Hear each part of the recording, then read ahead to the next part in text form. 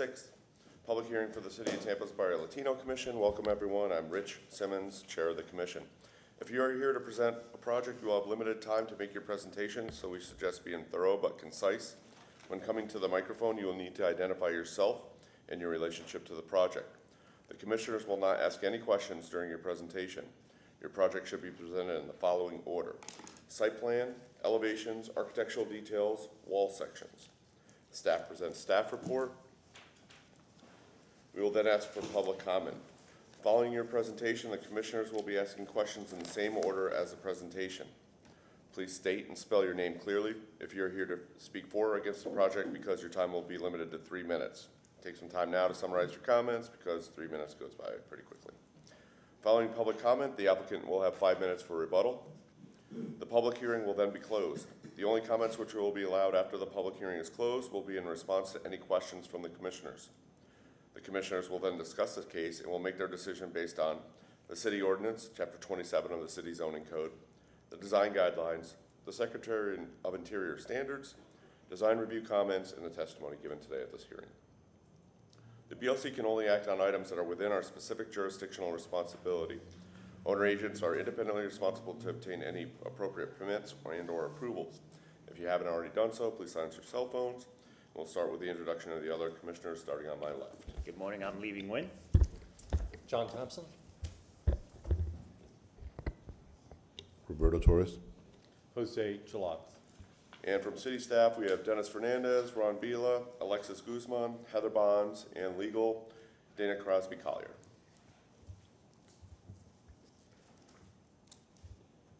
Okay, we received the minutes previous to this meeting. Has everyone had a chance to review them?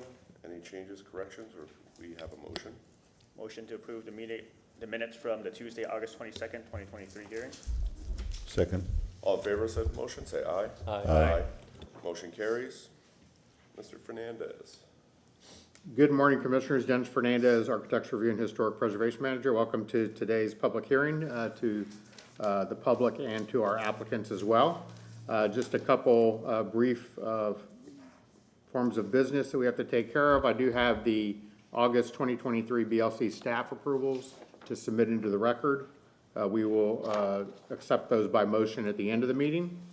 And then we have finalized and published the 2024 calendar for the BLC process application deadlines and the hearings. So this should be in your packets and will be sent to you digitally. Of course, the public hearing dates are probably the most pertinent for your purposes. Please take a look at those and add those into your calendar for the upcoming year. And with that, we will move on to conflicts of interest and ex parte communication disclosure, and Dana Crosby Collier will lead that discussion for us. Good morning, Commissioners. I have two questions. The first question is, does any member have a conflict of interest with any item on the agenda this morning? Yes, sir. Yes, I will be recusing myself for BLC 23-151. Okay, and file the Form 8? Yes, Great. currently doing so. Awesome. Okay, and has any member had an ex parte communication about any item on the agenda this morning? Nope. Okay, thank you very much. Moving on, we do have one continuation. That is for BLC 22-219 for the property at 1216 Holmes Avenue. The agent is requesting to continue to the Tuesday, November 28th, 2023 public hearing at 9 a.m. We have a motion.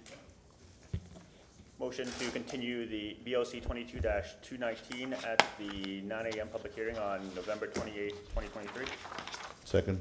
All in favor of said motion, say aye. Aye. Motion carries. Prior to the swear-in, we do need to make one change in the agenda, and that will be to place BLC 23-151 for the property at 1008 East 15th Avenue as the first case to be heard on the agenda. That is so that we can maintain our quorum this morning. Do they need a motion to do that? They'll just do a motion to adopt the agenda as revised. Motion to adopt the agenda as revised. Second. All in favor? Aye. Thank you. Motion carries. And now we're ready for the swear-in. If anyone in the audience who's going to be presenting or providing testimony this morning would please stand and raise your right hand, and staff included in that as well. Do you solemnly swear or affirm that the testimony you are providing today is the truth, the whole truth, and nothing but the truth? And with that, we're ready for BLC 23-151, and Ron will provide a photo essay. Good morning, Commissioners. Ron Vilo, I'm staff with Historic Preservation. As Dennis stated, we are going to review BLC 23-151, which is the first agenda item. This is for the address of 1008 East 15th Avenue. The structure on the parcel is a contributing structure that dates back to the early 1900s. The underlying zoning is YC2. They're coming in for a request for a variance for a parking reduction from 1 to 0 and for a certificate of appropriateness for an addition to the primary structure with site improvements. The applicant knows that he's going to address the variance first, then the board could go into a discussion period, and then if the variance is approved, then he could go into the certificate of appropriateness. Moving to the photo presentation, starting with the 1929 Sanborn map, property in question is highlighted in this green box. It does face 15th Avenue. As a reference point, you have Nebraska to the west, and you have Columbus to the north. There is an open alley, it's a 10-foot alley that runs east and west behind the property. And then you see the density in the location. This is just to give you some kind of reference of where this parcel sits within the overall district of Ybor City. It's on the northwestern portion of the district. Looking from above, once again, you see the density that's in here, and you'll see some of the challenges as he goes through his presentation with setbacks.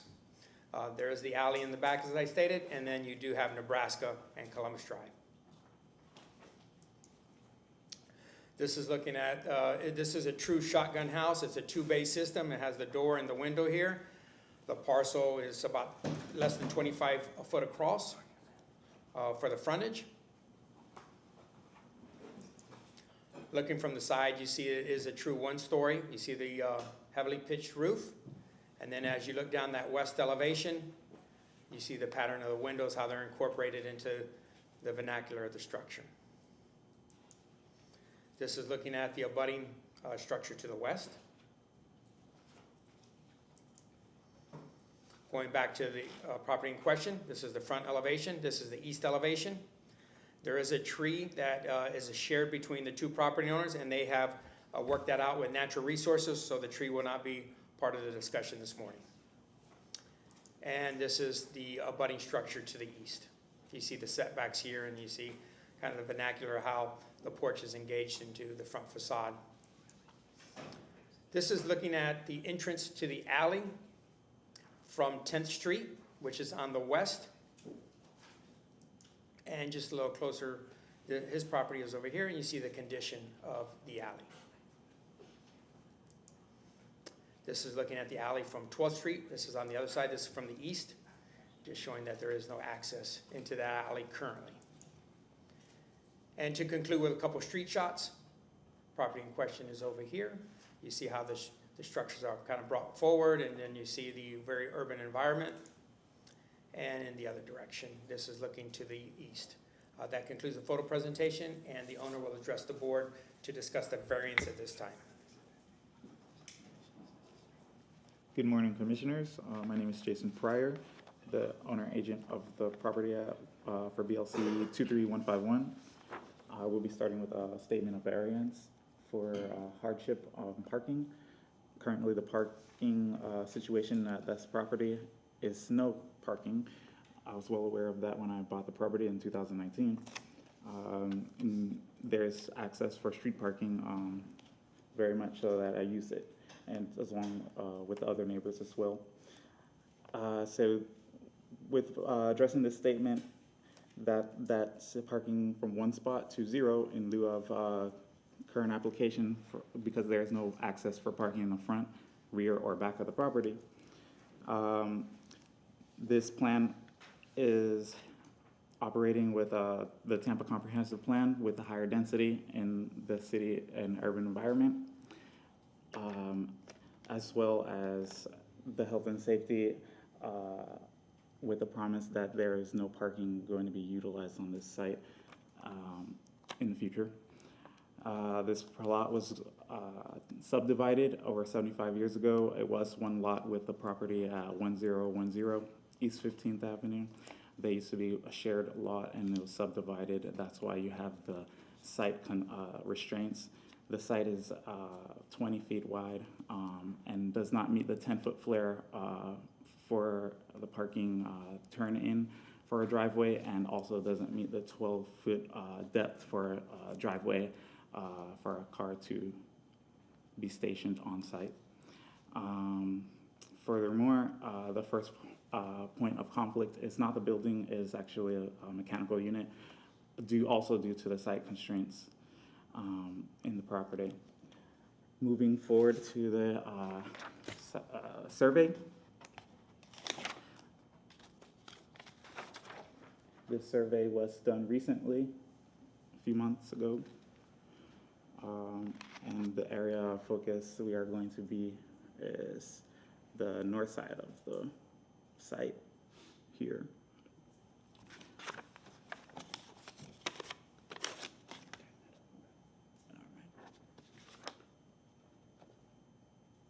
So let's take a look further into that area here.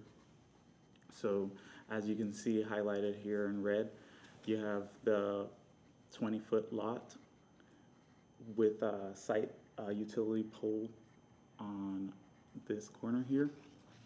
And that tree that's here has a 15-foot radius of building coverage, and the owner next door, 1010, was able to sign off on the removal of that tree. So happy about that. The AC unit highlighted in red here, it doesn't go anywhere else on the site, being the site restraints, and you have to have a 2-foot minimum access panel clearance, and it's recommended to have 3-foot clearance around that access panel for walkability, especially if the property is rented and you don't want to get sued for any particular reason. All right, moving on into the site plan here.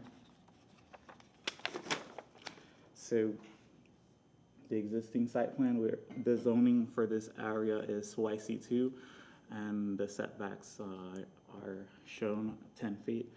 The setback to the south is the front of the property. The front of the property is not in the scope of the project, of the permit that I'm trying to get for this site. And the east and west setbacks are at 3.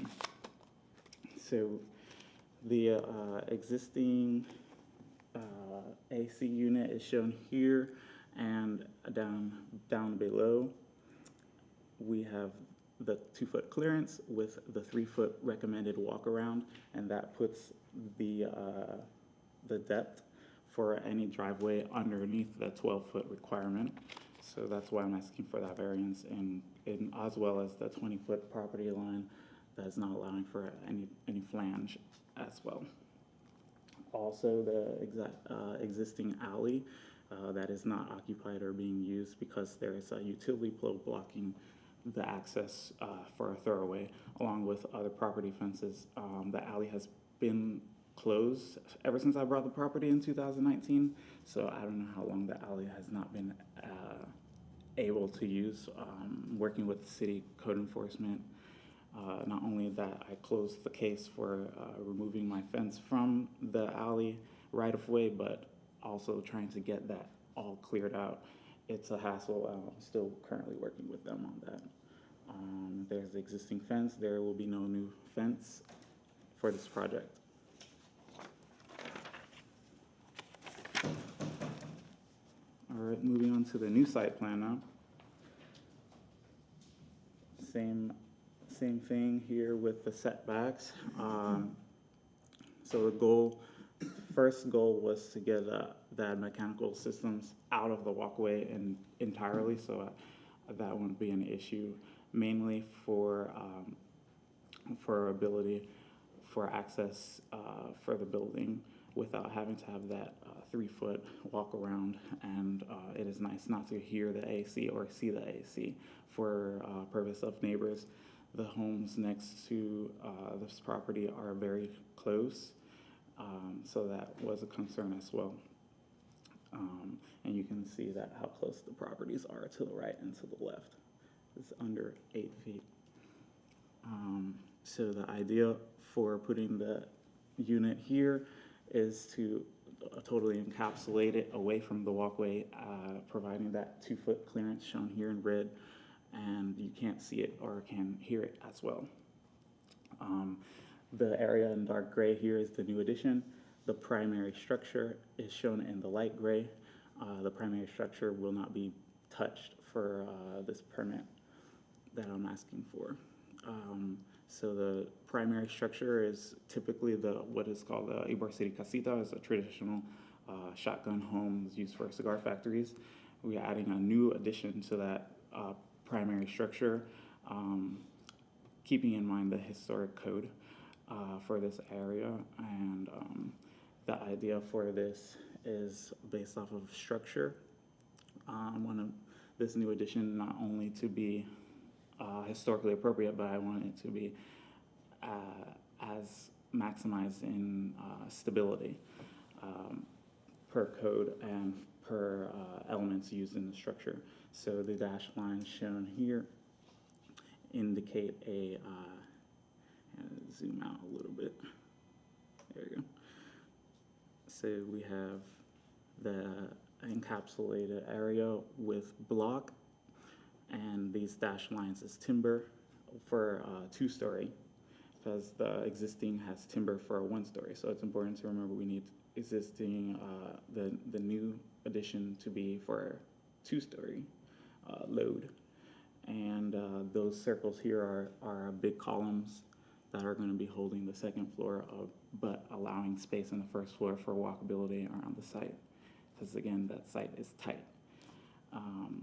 Right now, if we're doing 3-foot on the west side and east side, you're looking at a 14-foot or less building, and that is the way the site is.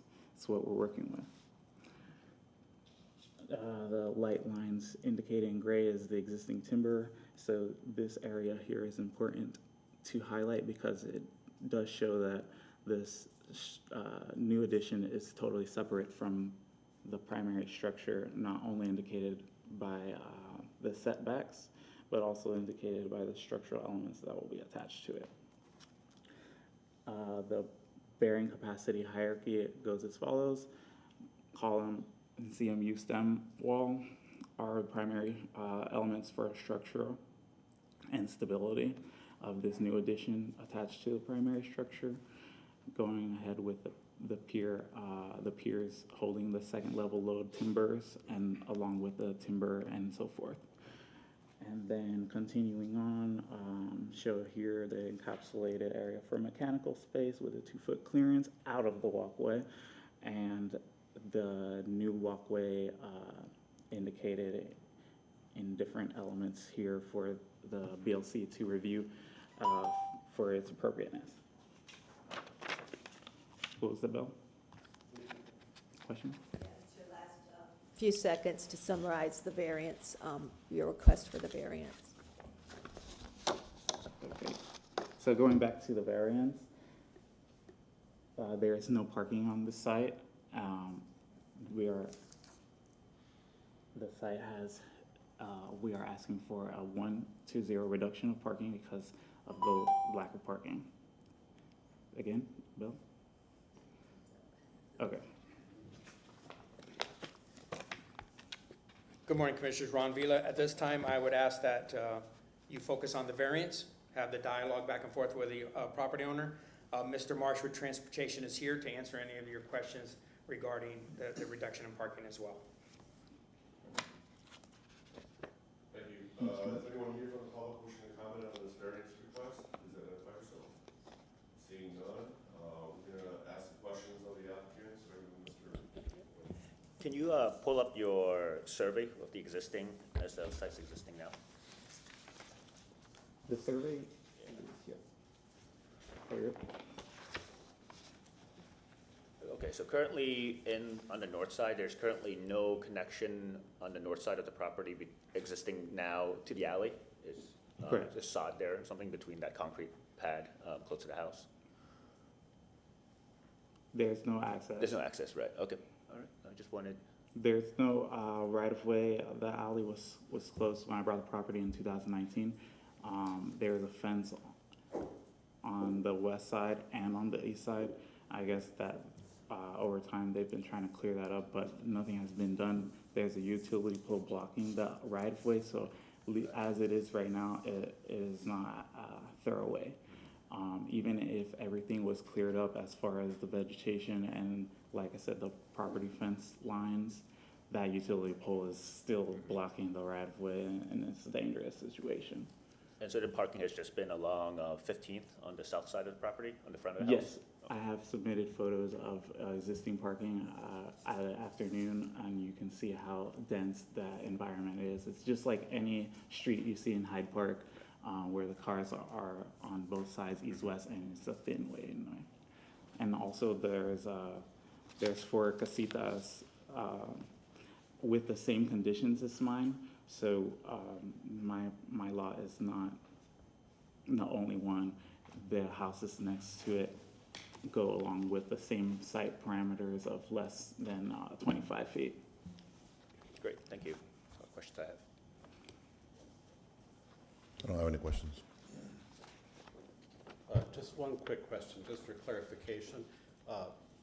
The property is to remain a single-family home after the? Absolutely, Okay. yes. Thank you. I took that out of the variance, I was told to, but this is a single-family property, this is my property, and it's going from a 2-bedroom, 1-bath to a 3-bedroom, 2-bath.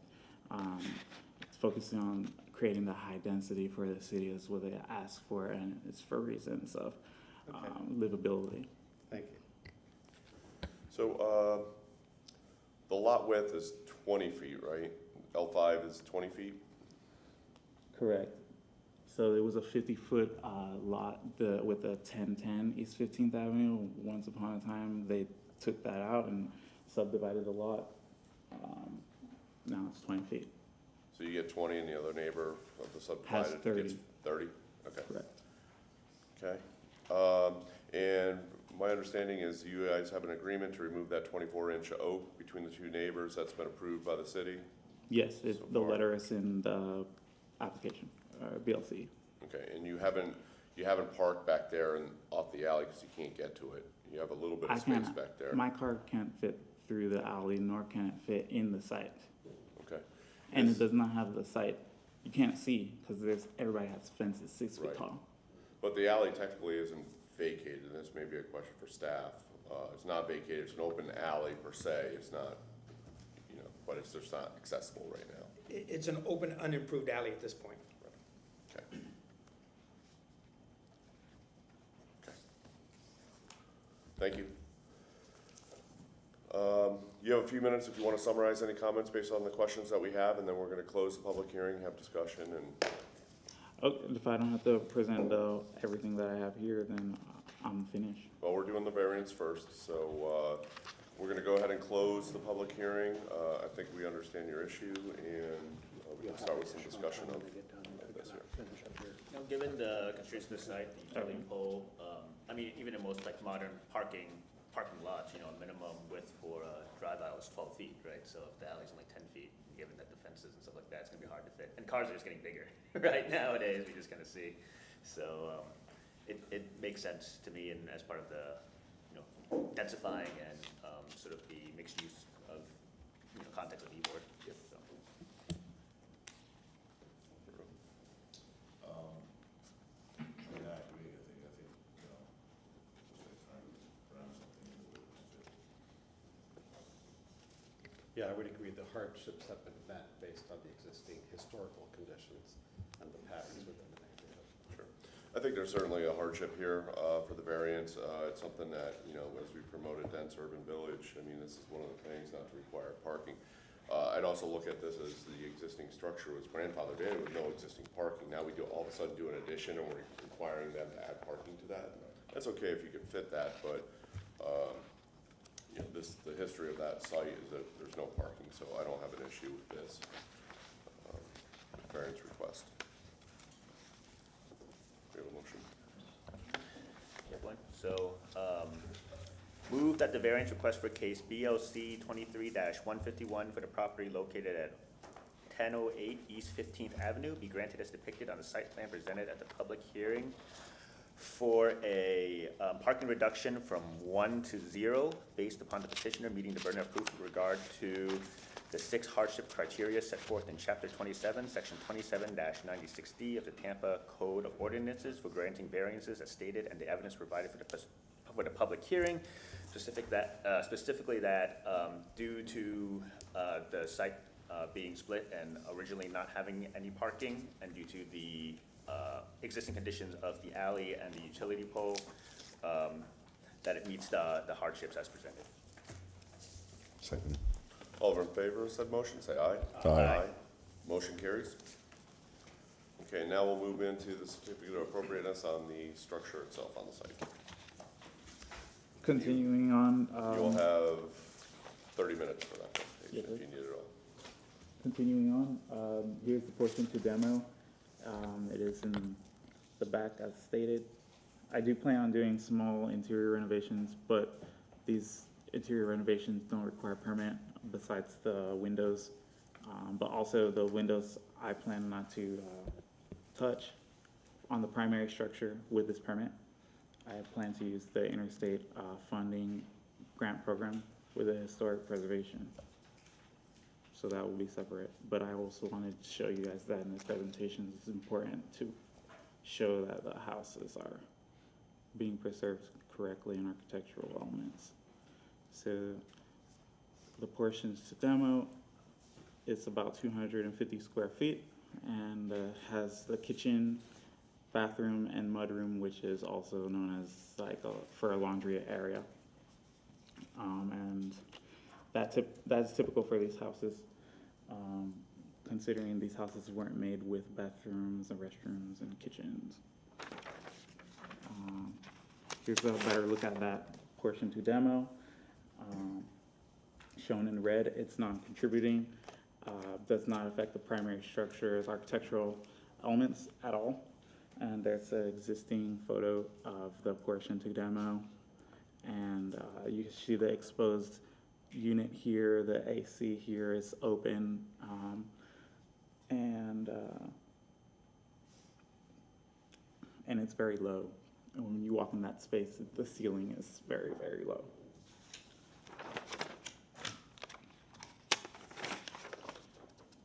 Continuing on to the east elevation, and there's the portion to demo again. Now going to the historical code, it says for contemporary design, I have a contemporary design ask in this case.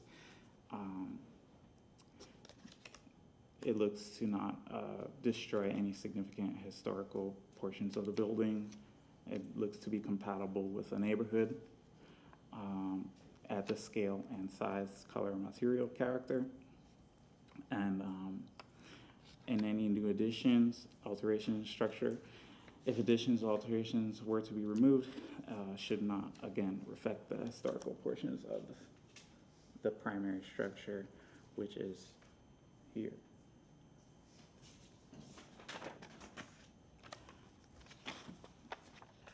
Here's the same elevation with the new addition. Again, pulled from the code, the general form and proportions to any new addition attached to a structure that's a primary contributing structure. It just needs to fit the proportions for any type of building, no matter what type it is. And here you see the same red proportions, and this building is attached to that note. That building is it looks like the cigar factory on Columbus Avenue, but I could be wrong.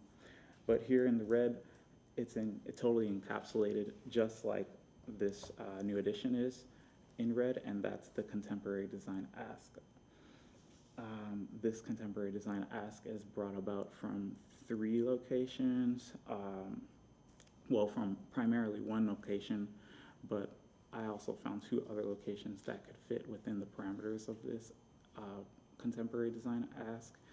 This is a bus station, but the elements of the bus station are from a junior high school that was torn down for expansion of highway, unfortunately. And this is where that notch comment comes into play.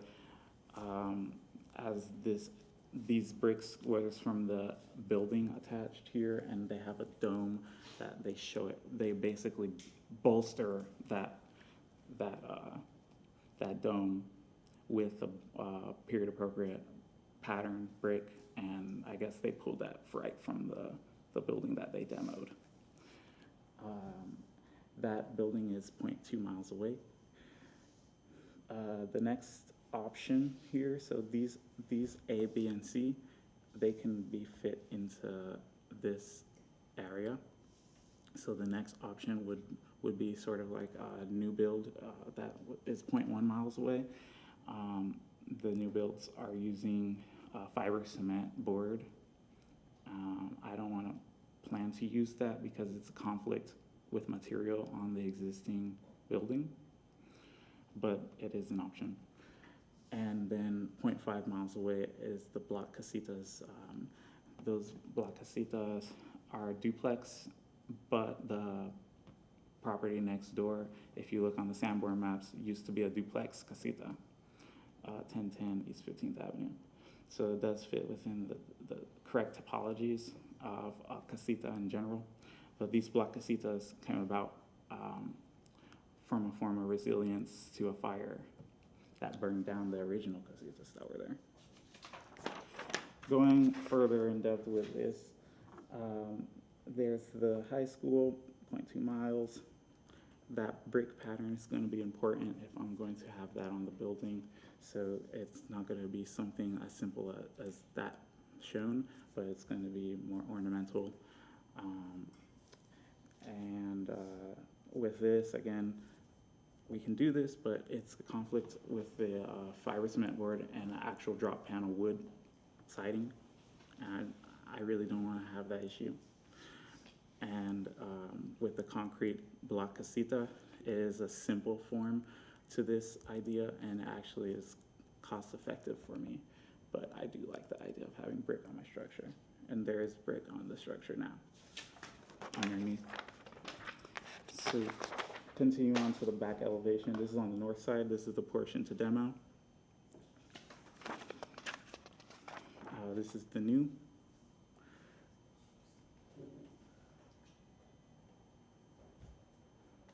So again, we want to minimize the site conflicts. This is the wood siding, this drop panel siding that is typical for the whole structure, and want to carry that around through the whole site. And this columns here would have to be reviewed by a structural engineer and also incorporated a historical style. So this is a style that's been being used in the neighborhood, and it's a Tuscan style. Again, with the brick pattern being appropriate, I wanted to avoid a fiber cement board, and it would be nice to have just smooth concrete for this portion.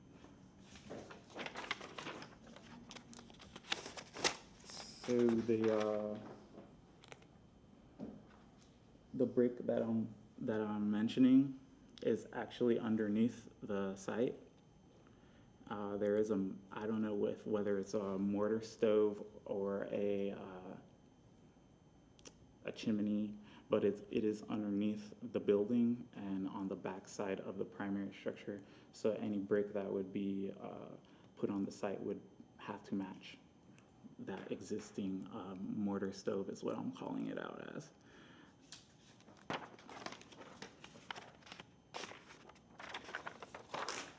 This is the front portion of the building. Again, the front portion is not in scope, so it will stay as is. And that includes the height, that includes the windows, that includes everything. And it does match with these 1, 2, and 3, and 4. Those are all casitas, Ybor City casitas, with the same site restrictions, same look. that front portion will look like this with a two-story beyond. Here are the existing door, lighting fixture, and the existing aluminum windows with security bars. That will be existing and staying for a permit of new addition attachment. Yes, sir? They can see the addition. It's beyond, yeah, beyond.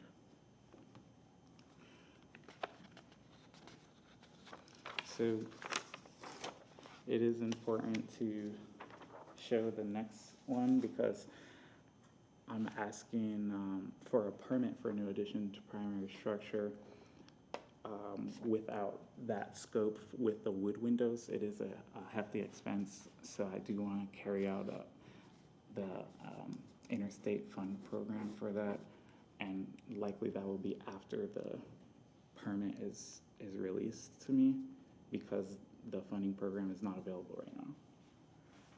And the wood windows that will be replaced on the primary structure will be similar to this, minus the Mountain.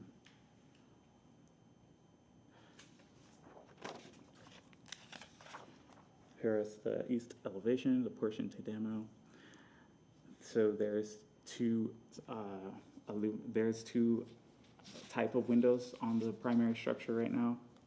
One is much older, the aluminum window. Those I want to remove. This is the new window, and it's a vinyl window with no mountains, and that exists on the east and west on the structure. And I would like to match like for like for the new addition of that window, the vinyl window. The next one, we have that same elevation with the addition. So again, we're matching that existing vinyl window for these new windows, and have the YKK here.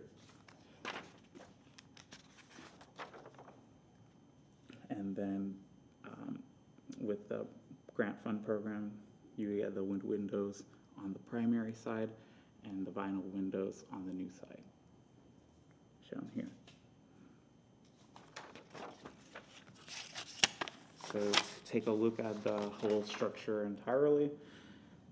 The new addition structure, you can see here, it is shown in the clear white form of the building, and the gray form is the primary structure, with a dashed line indicating the historical circulation of the building, with a front door to back door circulation into the new structure. It's important to know that the existing roof was mitigated in 2017 to 2018, just before I bought the property. So if the roof is still in good condition, by note of my contractor, I will be keeping that look for the new addition, but if it's not, I would like to replace it with historically appropriate corrugated metal roof, a 3/4 inch. But either one of these are up for grabs.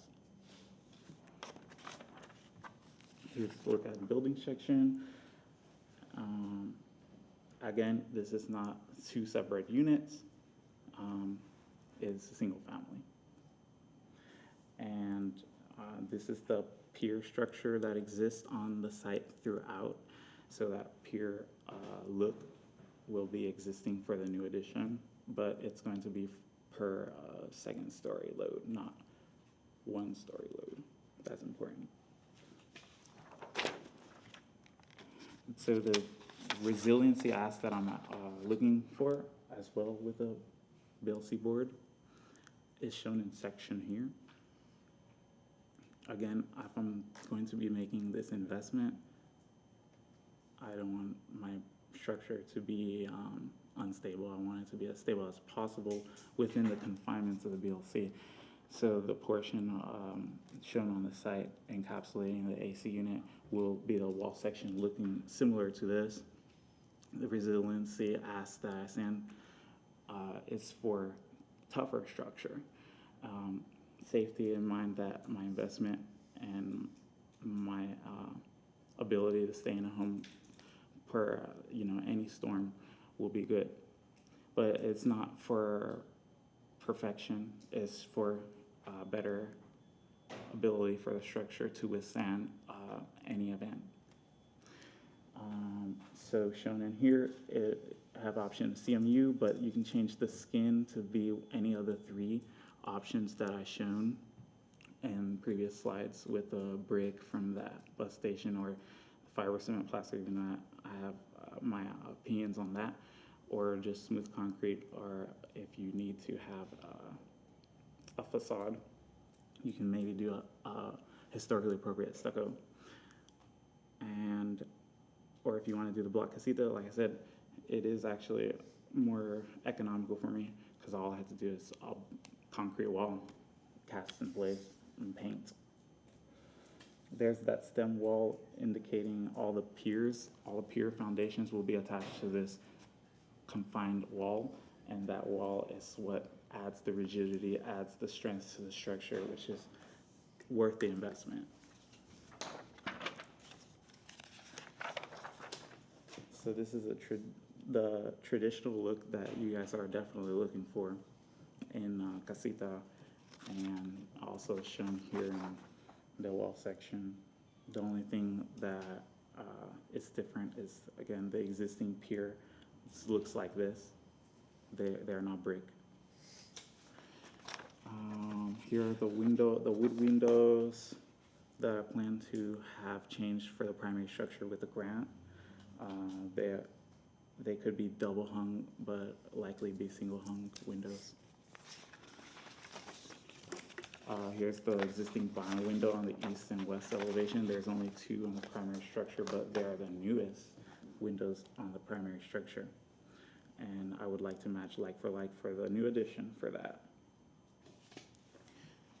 And moving on to the color board, you guys did ask for that. The existing swatch is shown here. This is a live swatch. I matched it, and it is on the color chart here as number 2. And I'd like to get that peachy tone in there, shown in 1. But it's important to show the option of a 2-tone system because there is examples. The block casitas have 2-tone. One on the face and one on the side are different colors. And also this option on Columbus Avenue is 0.2 miles away. It shows the area of the primary structure, and the new addition are 2 different colors. So it would be nice to have that option for me, but either go along with that existing color throughout, or the new color red, which I really like a lot and matches on the board, or have both options.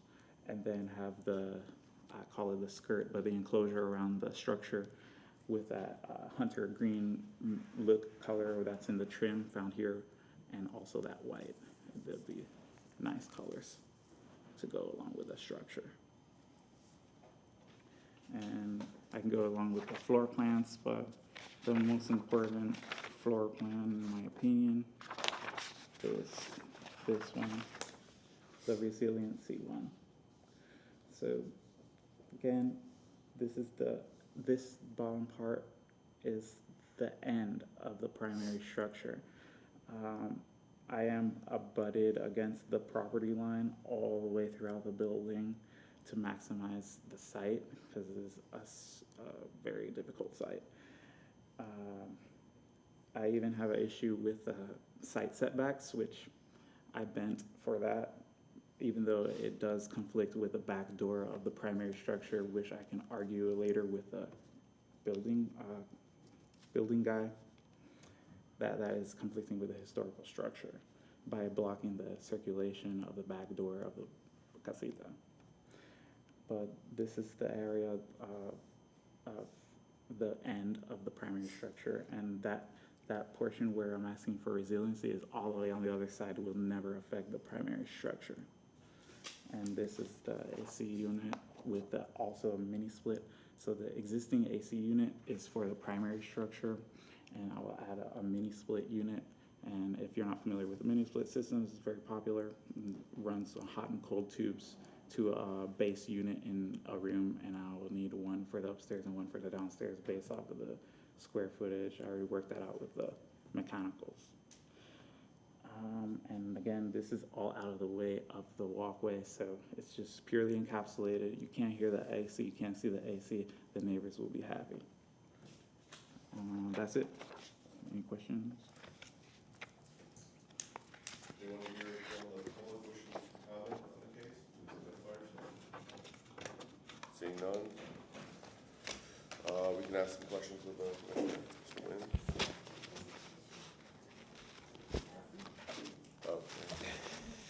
Good morning, Commissioners. Ron Vila, I'm staff with Historic Preservation.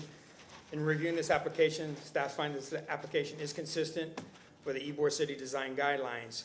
On page 3 of your staff report, we have some conditions that some were addressed this morning, and then I think further discussion is required as we move forward.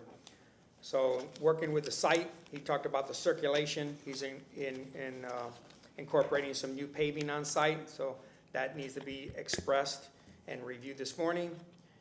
The overall elevations, he showed this morning, the north and the south are lacking some fenestration and maybe some gable vents that are consistent with the primary structure, so additional conversation is required to move forward. He did discuss the piers. He showed some examples of the piers. I was uncertain about the direction of the piers on the addition. I was unclear if there was any new fencing incorporated into this project this morning, so if there are, he needs to discuss and to show references for the fencing. The demolition plan was well discussed this morning, and we appreciate that. The demolition appears to be held to what was a prior addition, and then for the new addition that is being requested this morning. He did go into detail on the niche on the east elevation. He did show some examples. I would get with the presenter to see exactly what his options are. We usually don't look at different solutions, but what is his primary goal in moving forward, and then the board could discuss that. And then he talked about some window placement. The request this morning was for an addition to the primary structure with site improvements, and then the variance was already discussed. But he talked about some rehabilitation to the primary structure as far as the windows go. That wasn't advertised as a part of the discussion this morning moving forward, but that's something we could take care of administratively once that grant is to move forward, and then we could work with him. So that's not really a board discussion if he uses the appropriate materials. And then just staying focused on the windows, he talked about different windows. He talked about a vinyl window, a YKK window. So just to narrow down which window he's gonna move forward with this morning. He did provide a wall section. I'd like for him to go through that wall section more thoroughly, and from the ridge to the foundation, call out all the materials so we got a clear understanding. And I will be here to answer any questions. Thank you, Mr. Vila. Okay, do public comment again? None? Mr. Nguyen? All right. Next presentation. Could you bring up your proposed site plan? Yes. Oh, Ron mentioned the vents. I forgot to mention that they're in there now for the new addition. The proposed site plan is here. Yeah. You want the existing too? No, we just need to close to see what you're doing. And so there was mention of potentially new paved areas or new hardscaping. Could you go over the scope of that, the site plan? Yes. So the primary structure here shows the concrete that's existing. I won't be doing the whole site, but only the portion that's existing. So it starts here and continues there, and I would like to use something that's eco-friendly or match the existing concrete, or maybe a paver option. Okay. And then, yeah, so then there's gonna be nothing on the north side of the property, there's nothing in the rear yard that you're doing in terms of hardscaping or anything? There's no paving beyond the structure, new addition. So it's just a walkway on the east side? Yeah. Okay. And then, any new fencing or anything that's going around the property? The site exists, fencing encapsulates the entire site. That fence is shown here. Like I said, when I bought the property in 2019, I bought everything. I haven't done nothing with this property besides take care of it. This is the existing fence. It was brand new when I bought it in 2019. So it's weathered, but it's strong. Could you pull up your east elevation?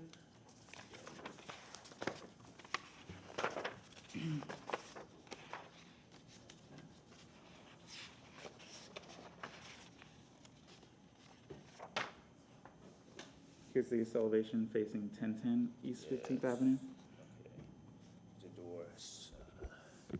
So for that, like that brick niche, so the options you presented, there are just three different options. There's the brick option, the stucco option, and then potentially the wood siding or fiber cement option that it sounded like you didn't want to go with. But right now, those are just three options for you. It hasn't been quite narrowed down yet. You're still deciding on which one. I absolutely want the brick option. Okay. If I can't afford the brick option, then my option would be the cast concrete with Okay, I see. paint. But this is my last option, considering that this is two different sidings abutting each other. So you would be talking about an awkward finish, and for anybody that will own the property in the future, that could be a surprise for someone to pull off that siding and see that it's blocked. So it is architecturally pleasant and appropriate historically and architecturally to have that portion significantly different from the primary structure, and it does fit within the proportions of the code, as you can see here. And so then in that niche, you have the existing AC unit and then the two new mini splits. No, one mini split. So Which one? it's one mini split. Oh, but it's dual.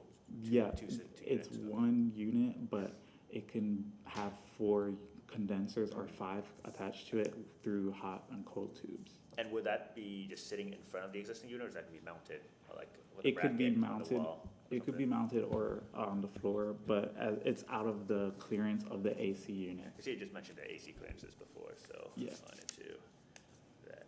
Okay, and then could you bring up your typical wall section with the 2 wooden floors, and then we can just start at the foundation. Maybe we can kind of go through each of the systems materials, and we can Sure. maybe talk about the foundation a little more too. So here is that wall section that you were mentioning. And so with the materials, starting from the ground floor to the enclosure here, which would be have the enclosure, it's 18, and that's pretty typical for all the structures, 18 inches. And then you go to your first floor at 0, held together all by timber construction. This window is being shown as the vinyl window because it's on the new addition, and it'll be single or double hung vinyl window.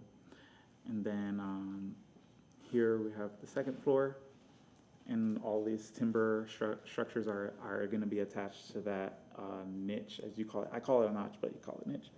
And then there goes to the roof, and have the metal roof here with scissor timber trusses above.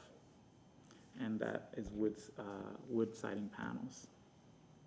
Could you talk a little bit about your the roof overhang, how deep it is, if it's gonna be exposed rafter tails, or if you have a soffit system? Or So based off of the existing survey, the roof overhang looks to be 0.4 inches, but it's to match the existing structure.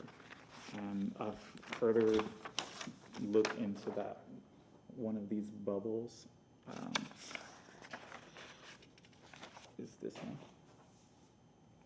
You have the wood trim with proper insulation, your sheathing, and you have the wood panels here. I'm sorry, it's in. Yeah, there you go. So that would be like the more materials for you guys to analyze.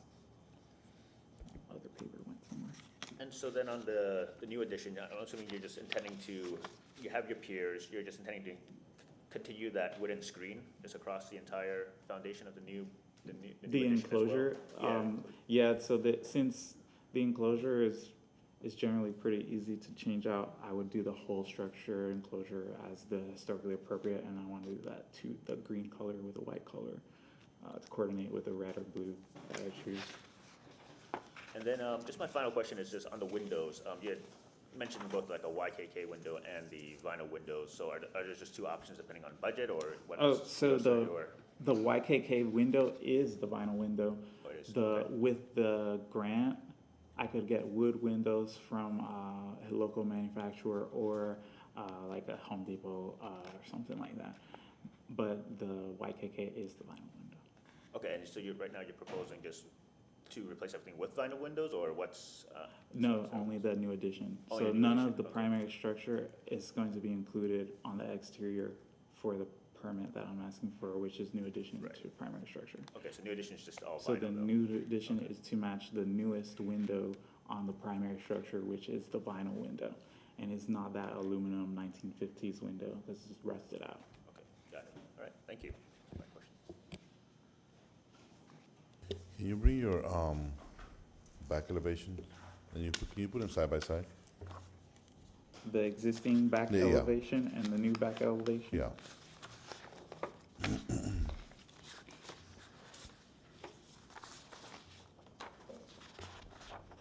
Here you are.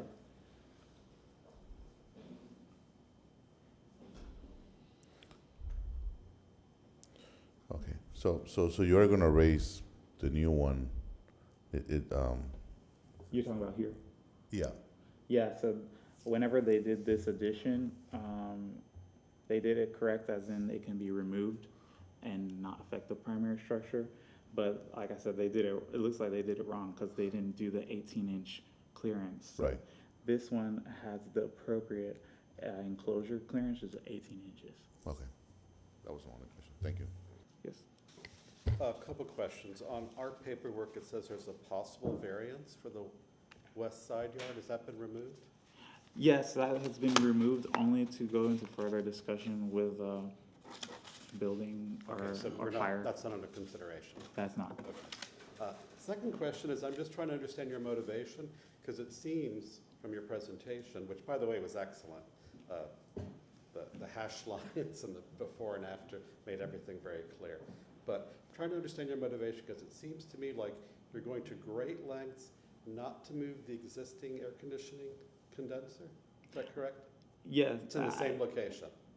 The existing structure is in the same location. If you ever have been to my house, which never, think you so. wouldn't want to move anything that's in there because everything looks beautiful. No, but the condenser's a pretty easy thing to move. You're not, The unit, are you talking about the building? no, the exterior unit. The AC unit? Yes. Oh, okay. So the AC unit, okay, that's a different question. So the AC unit, that's a good one because Well, let me it's kind of always finish been my in the thought. way. It's always been in the Yeah, way. but it seems to me you're not moving it, and you're going to considerable expense to maintain its location. But at the same time, you don't indicate that you're trying to develop the backyard to a more useful, functional space. So it seems like you could by moving it, you'd probably achieve a much more efficient layout, and you could still achieve the resistancy you're trying to I achieve understand. for the house in a much simpler way, which is to beef up wood construction. So I'm just trying to understand your motivation, because it's affecting the design considerably. So, considering the fact when I brought the property and the site fence goes way beyond the alley that I didn't even realize was an alley until now. Once that has been taken back and shown here, the AC unit did not move, you're correct. And actually, I just encapsulated it with that in mind. And this is an opening here. Also, it's to mimic the opening on the other side. Right, but it's not a functional porch. You're creating the look of a back porch, but it's not functional. I'm Which- just wondering which, why- Which back portion? The portion with the step No, up towards the alley. towards the alley? That's not a It'll functional just be area. covered. It'll just be a covered area. Yeah. For instance, I have bikes. There's nowhere to put my bikes. I put them in the backyard and the chain rusts, and I never knew how to fix a bike until now. Why wouldn't you just move the existing condensing unit to the back of the new addition? For the sound and sight, I don't want to hear the AC. I don't want to see the AC. If I move it to the west or the right, the properties are very close and they have bedrooms and on Well- either side, they hear it. Ironically, I think if you enclose it in a basically a brick or a concrete structure, it's gonna probably make more noise because it's gonna reverberate.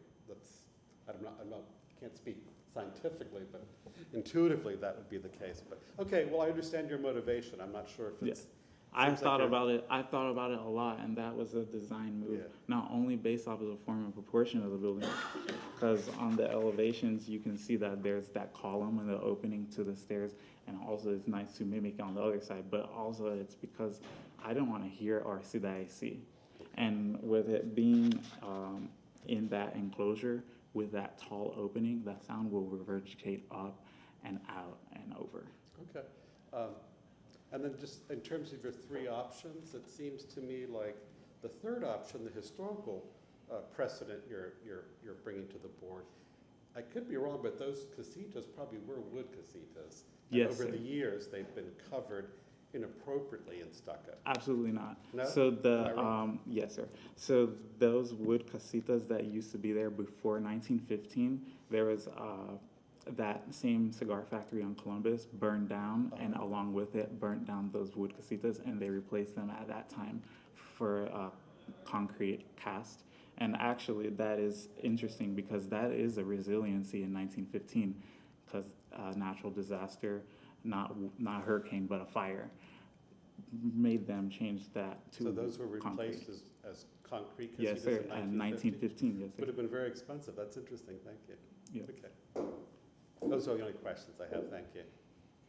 So on your plan here, you talk about you're creating a space for your, I could kind of understand where you're going with the design if you were using that back area as like a porch, that you could sit back there and you want to have a nice little covered area or something like that and be able to see some of the brick there, but you're going through considerable, as Mr. Gillette said, expense to house those AC units in there and using brick, which is I'll say a not traditional building material for a casita of this style and this aesthetic that you're going for. So I think there's considerable expense added in there, and you're not gaining anything with your covered yard out there besides some storage. It seems like it would make a better idea to put the AC unit in the back of the house, capture that space. If you want to make it more decorative, capture that space so you can use it. Wouldn't it be nice? I think I'm kind of seeing that you want to use that brick space. You'd like to sit by a brick space, right? You like the brick, right? You're not using it here for a utilitarian purpose. Again, it is covered with that wall, not only for restraints on the site. So here is a pier. It will stem to that wall there. Everything will stem to that wall. Even that column will stem to that wall. And I don't want to see or hear the AC unit. That's why that block is there. And that opening mimics the same opening on this side. And not only does it provide an area of coverage for, I say, my bikes, but you can use it for privacy as well. Okay, can we pull up the elevations? Let's go through materials of the elevations here, because I don't think I've got a good understanding of what you want to do, and like I think some of the other comments that we had is like, well, what are we working on, the primary structure or the addition? I think the certificate of appropriateness today is really the addition. So we need to completely understand So this your is materiality. This is the west side of the new addition. Indicated here in the gray is the primary structure. I understand. Yeah. What's your question? What's the materials? Wood siding. It's wood siding, so Wood it siding matches to match the existing, and it's drop panel wood siding. Okay. So you're actually using real wood, but then your Absolutely. windows are vinyl. Correct. To On the match addition. the newest window on the primary structure. And once that grant is released, it will Well, look like. well, that's my point, though. We're not looking at any modifications to the primary structure, the existing structure. We're more concerned with the addition right here. Correct. So that is my point with the BLC, is that I'm matching the newest window on the primary structure, because the older window is aluminum and it will rust over time. You can't use vinyl windows on a. It is vinyl though. And Oh, I know it's matching vinyl light there, for but light. the new addition should not be vinyl. They need to be wood windows. You're using wood everywhere else. I mean, why you put a non-historic material on a historically compliant addition? So this is the elevation with the wood windows incorporated into it. Now, with the new addition to primary structure, the historical portion will be shown over time with the setback and with the wood windows, and the new addition is separate from the primary structure. It can be removed and will not affect the historical portion of the project. So the process of this is to match the existing material, which is shown here as what I call vinyl. If I'm wrong, but it is what you see in that photo. That is the window, the newest window that is on the primary structure. If those funds are available and released, I will be able to put the historic portion of the structure in compliance. But the new addition should not have to be in compliance because it is new.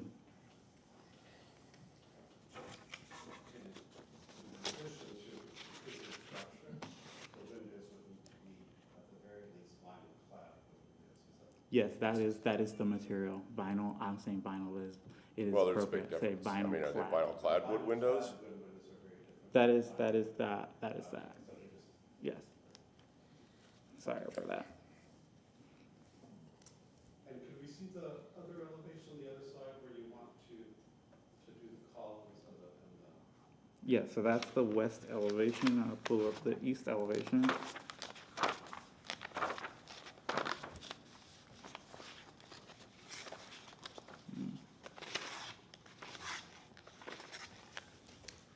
And the reason I want to see the other one is that it believes your columns that you're proposing are going all the way down to the floor. Where Yeah, if we're going to try to that's what match it what you're historically. talking about is here. Yeah. Yeah, so as I drew that, like I said, once this goes further, once I pass this variance, then I can go further into structural drawings. And they'll be able to determine what that column should look like, but I wanted to get it as close. Okay, so then it sounds like you probably were looking at just not a final today then.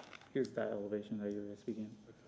But because really those should be sitting on a pier. Yeah, I know what you're saying, like those big,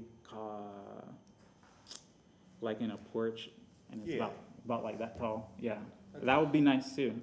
Like I said, I would love to go further into that once I pass this variance, and I can go further with my drawings, because I have an architect and everything, but I don't want to give them the structural drawings and you guys deny us. Can we look at the north elevation and the south elevation, the front and back? I'm a little concerned about your window placement, The north- on all sides, really. They seem like they're a little bit too close to the ends. Yeah, so they are 2 feet or more off of the end of the building, just to answer your question. But they can go more. So that north elevation, there is a 4-foot trim. So 4 inch. off of that would be like, Yeah, that window's way too close to the side. You're not gonna, you have trim on trim, so you need Yeah. to space that out. It'd it be would nice if have it to was be like going to something the like middle, that. Yeah. right? And all your windows are too close, so I think you need to kind of take a look at this with your floor plan and see if can we bring those windows in? Yeah, absolutely. Yeah, that one is more better than the north elevation. It's a little bit tight. Okay, so we need to work a little bit on our window placement then. Yes, with sir. with the rooms, right? Okay, I don't have, let's see. So, you're giving us, metal roofing, you don't have that locked down. There's two different options for that. One was like a 5E crimp, the other was like a corrugated panel. Correct. Okay. So it depends The on, image showed this as blue. You're not putting blue up there. no, that was just, I grabbed that from the site. Okay, so it's that's gonna be all. like a galvanized mill finish? Match existing, color or a mill finish, like you say. So Galvalume. Yeah, but there was a permit pulled, 2017, like I said, for that roof. So if the roof is still good, I'm going to match the existing roof, but if it's not, then I'll replace the whole thing with a historically appropriate, corrugated roof. Well, right, and that's, you know, that's kind of the other issue here, because we're talking about the addition, which needs to be relatively consistent with the historic fabric of the main house, and then you're talking about certain other things of the main house that you may or may not change in the future. And those things, I think, need to come back to staff to make a determination at some point in time. So we're not really reviewing all that at this point in time. You're giving us a couple options for the AC alcove, so it could be brick, hardy board, wood siding. That's not really defined either, right? Absolutely, the goal is to stay away from the hardy board. That's why. Okay, but you present it as an option. It is an option for you guys to review, but it's not an option for me. Okay. That is the roof that you're talking about. There's a building permit and then building permit number issued on March 28, 2017. Any other questions? Okay. You have a few minutes if you want to summarize any of your comments based on our questions that we asked. Otherwise, we're going to go ahead and close the public hearing and have some discussion. I would just like to reiterate that this is a new addition to the primary structure. Anything historically related to the structure is to be fully underway with a primary structure eventually, like you were saying. But with the new addition, is to fit the confinements of existing. And it is new addition. That's it. Okay. We're going to go ahead and close the public hearing, have some discussion amongst ourselves on this case. And Mr. Jalopes. Well, thank you again for a concise presentation. I guess I understand what he's trying to achieve. It is a little unusual, but if that's his, if he doesn't want to move the AC, doesn't want to redevelop the backyard, I think that it's ready for a preliminary with some, with a need to finalize the options that he's presented to us with some direction, the window spacing that we've commented on, the column details, and I'd recommend that open, not real porch on the back really just be enclosed with a storage space, and then you could actually sort of like avoid the column situation, but that would be up to the applicant. But it really just seems like it's ready for a preliminary based on the fact that the applicant appears to need to do some more research onto what he's going to be able to actually construct within his budget. In terms of the three options, the brick's a little unusual, but he seems very passionate about it. I think it could work. It's not going to be visible from the street. The hardy board doesn't make sense if the rest is wood. The stucco, I think, would be perfectly fine in a situation where we're not really seeing it, as long as it's detailed in such a way that it sort of makes sense in the overall composition. I think that when he was explaining that it was a new structure, trying to show similarity or that you can make a clear cut between a new and an old. Yeah, that's a technicality, but the idea is to try to keep it same fabric. So I think that hopefully you can get money for the windows. Yeah, because that's a big deal. Yeah, to go from vinyl clad wood to real wood historic windows. Yeah. So as we kind of discussed, that niche is somewhat inefficient, but it creates some interest, right, in terms of the project and all that. I mean, I would love to see some of the beautiful brickwork, it's just that it's regulated not to this utilitarian nook, right, or this niche where it's holding the AC, you're not gonna, even if you do admire the brickwork, you know, there's an AC unit there, it's, you know, it's kind of not the best use of this materials. It's not somewhere where you can kind of use it, like if it's space in the backyard or something, but you can just put some seats out there, you know, use it in the winter or whatever, then you can actually see it. So I feel like it would end up being just like a stucco would probably be the best use of sort of that material, and kind of put the money elsewhere in the project where, you know, some architectural interest is to be appreciated, right? Right. Just some aspects. I mean, there's a little bit of mix and match still going on, some options out there.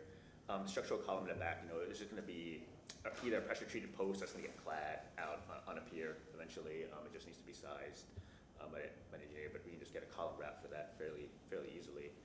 But yeah, I think it's interesting. I think the AC units have to work a little harder because they're now enclosed in this niche, so that you might have to replace them out a little bit more frequently than you would otherwise. But I think it will alleviate the sound, and if that's the most important thing, then it does probably solve that.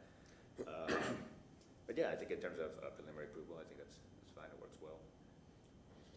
Yeah, I think the niche with the AC thing really has me kind of perplexed because you're spending all this money. I mean, the applicant's saying that he's, you know, got budget concerns, but yet he spends all this money to house an AC unit. I mean, you want to enjoy that brick, you know. So I think that, you know, if you want a storage area out there, and he wants a, you know, storage area out there, that's fine. You know, I like your idea. You can close that, put a door on it, then you can put everything in there, store it. You're not seeing it, Help but the massing, yeah. but you've got that brick, and, you know, it'd be nice. I picture like this little space with like a little brick-backed water fountain or something out there where you can put a couple chairs and a table out there and really enjoy it for you.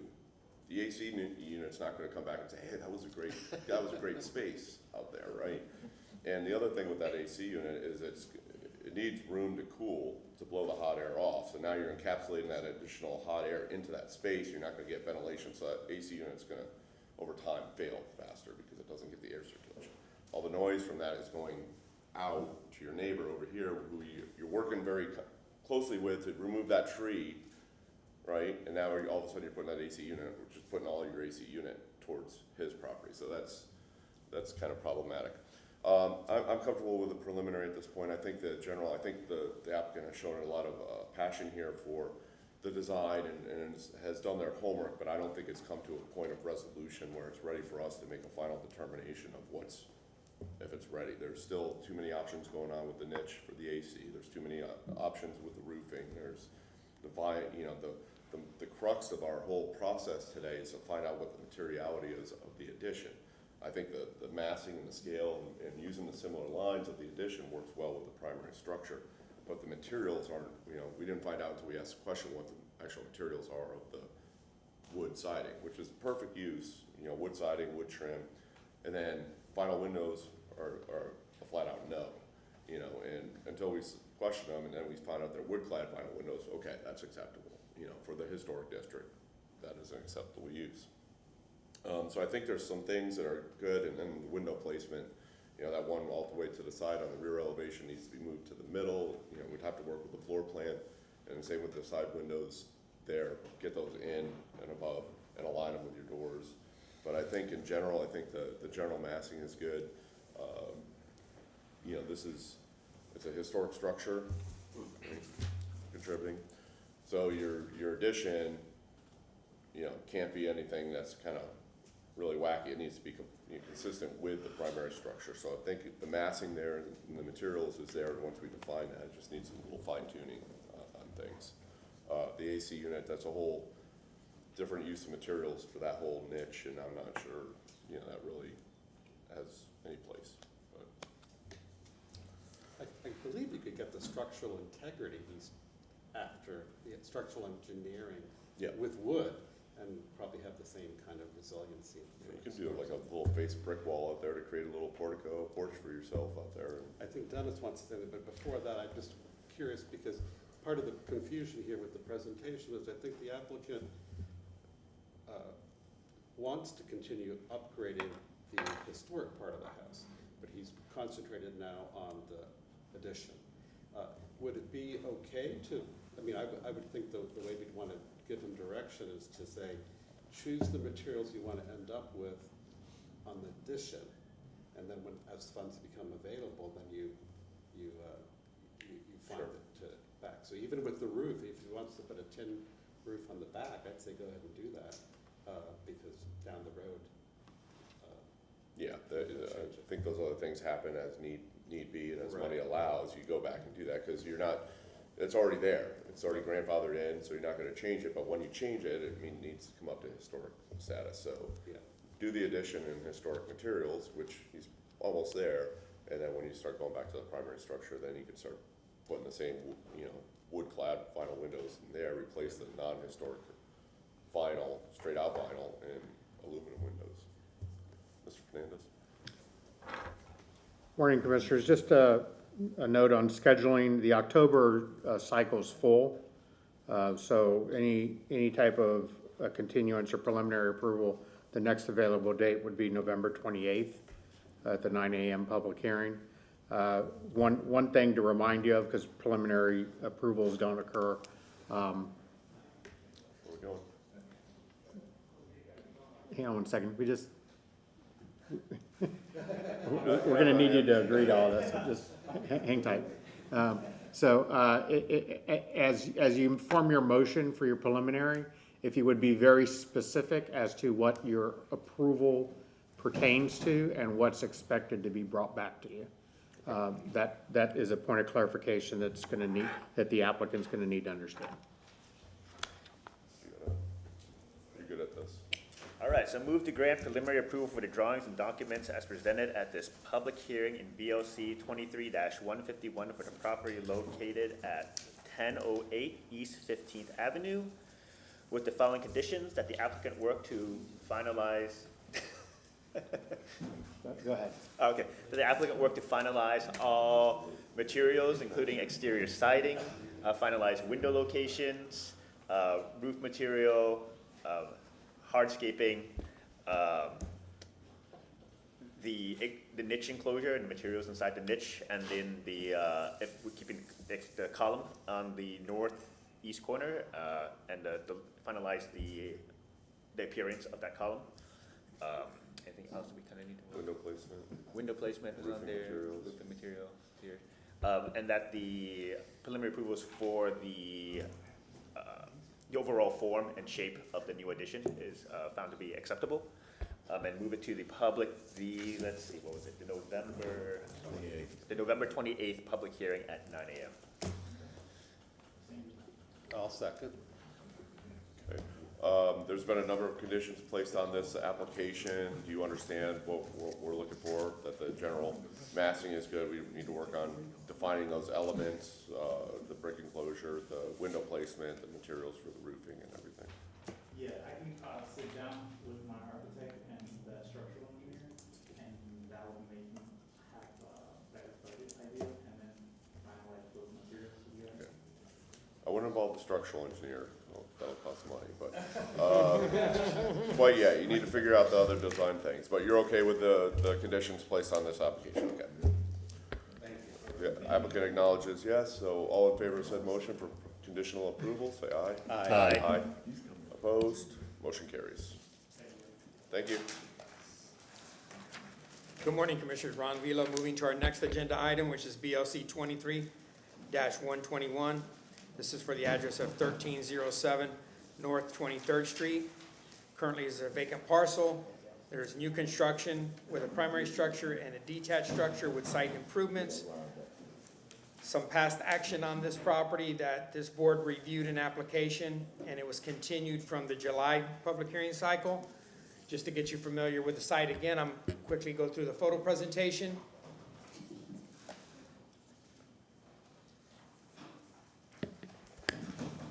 Is it on your monitor, the Sanborn? No.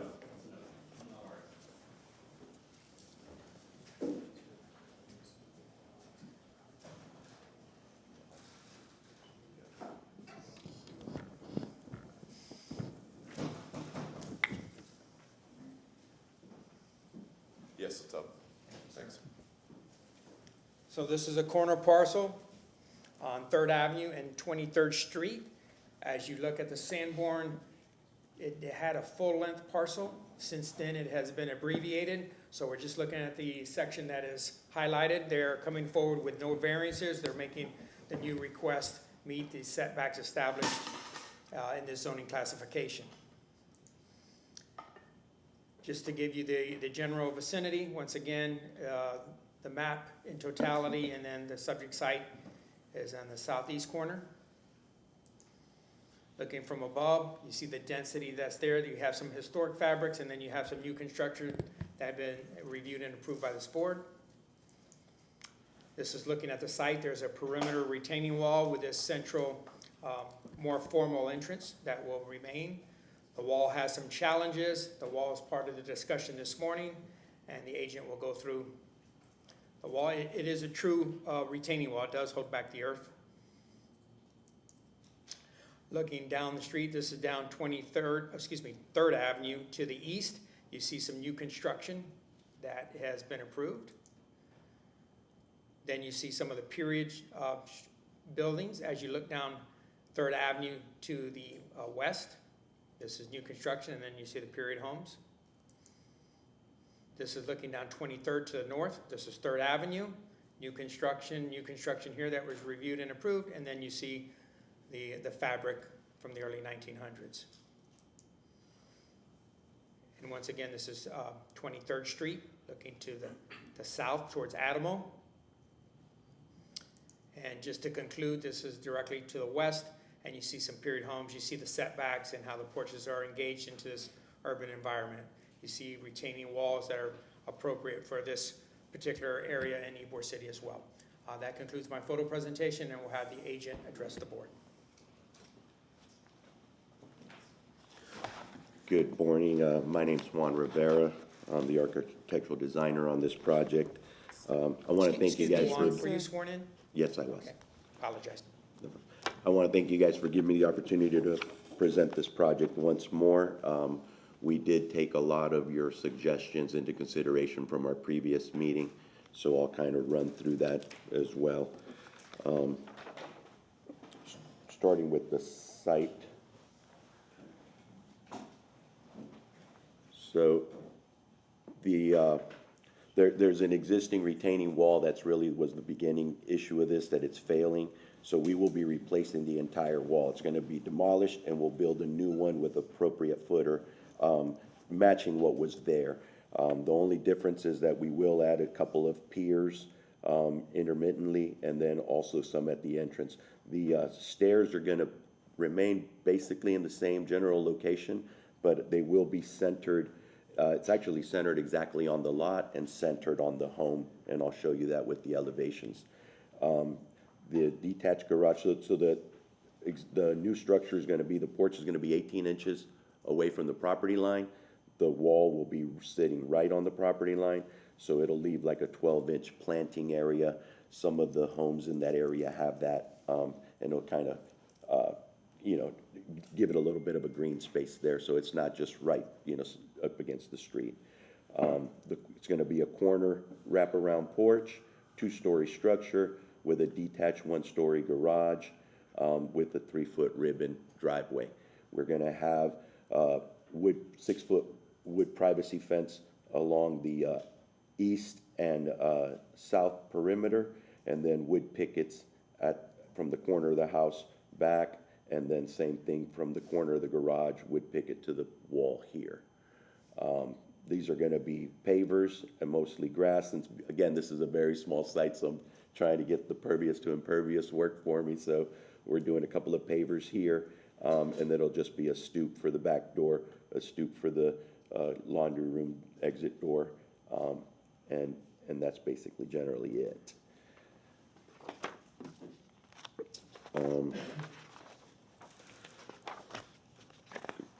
I'm going to jump straight to the exterior elevations.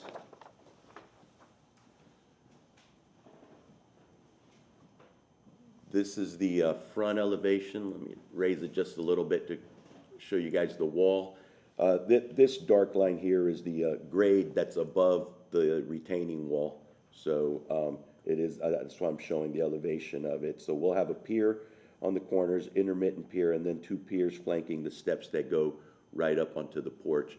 And as you could see, the center of the building, the center window in the bathroom and the door, this is all lined up as best as possible. We're gonna have a metal awning, corner awning. I've got some examples of some in the area that are similar. The railing, we're gonna have metal railing as well with horizontal railing. And the columns are gonna be 12-inch square columns. Wood, there'd be probably a wood post in the middle, and then we're gonna wrap it in wood as well. We're gonna have hardy board siding and clad windows with clear glass, and the door as well is gonna have a clear glass. Previously, we were using casement windows. We have changed them to single hung, as you can note, as per the board's suggestions from before. We will have a couple of fixed glass windows in the bathroom and in the stairwell, which I'll show you on the other elevations. So this is the elevation to 23rd, okay? So since it's a corner, this is the other corner, which is gonna be on 3rd. So we'll be matching the same look. So the two street fronts will have the more decorative parapet wall. The other ones are just gonna be a little more simpler, and I'll show you examples of that. It's gonna be a flat roof with a gutter system to the back with downspouts directing the water each way to the road. Again, rebuilding the wall, we're gonna put some weep holes, about 4 feet on center to keep it from blowing out like it happened this time. And it's gonna be smooth stucco with just a cap on it.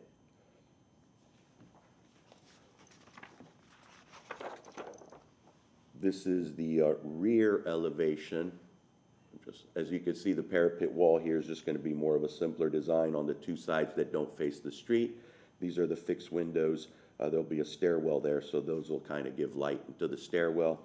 This window here, that's where it happens to fall because there's a half bath under the stairs and we need the head height for the window. Otherwise, I would have tried to line it up as well, but it wasn't possible with the small restraints there. I'm also indicating here how the driveway will be sloping up and then the garage sits behind this structure. This is the final elevation, which would be the south elevation. This is the access door from the kitchens in this area and the laundry room. The AC unit will sit right there, so it'll be hidden by the stoop, and you really won't see it from the street at all. It'll be basically screened in. You can see how the porch and the stairs are working here. The stairs literally go right up into the porch and then into the front door. Here's the square columns, and again, the metal railing that we were talking about with the metal awning above.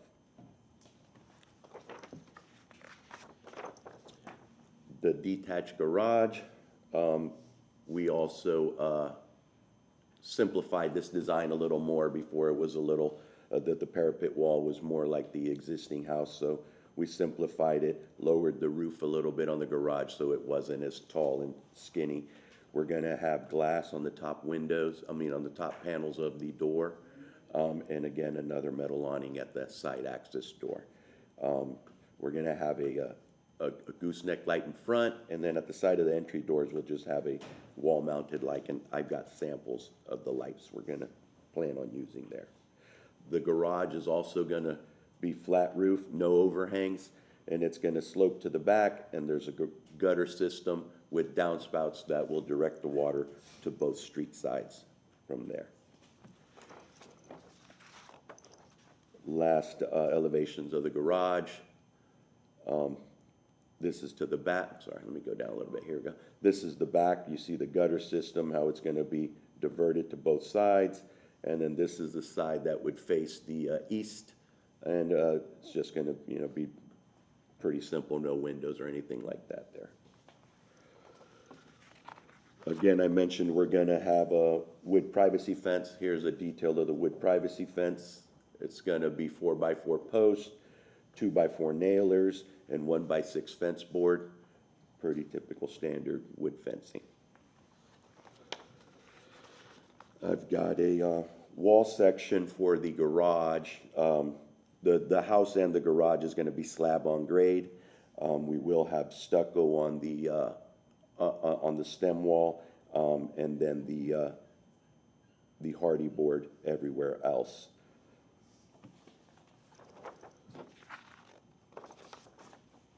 This is another, this is a wall section through the porch. You could see the steps here. They kind of go into the porch a little bit. We're gonna have, again, slab on grade, stem wall. We're using the single hung windows as suggested. The porch is gonna have 2x6 boards, metal railing, 36 inches high, and then we're gonna have the prefab awning with the turnbuckles and the threaded rod in the middle. This will be 6 inches, by the way.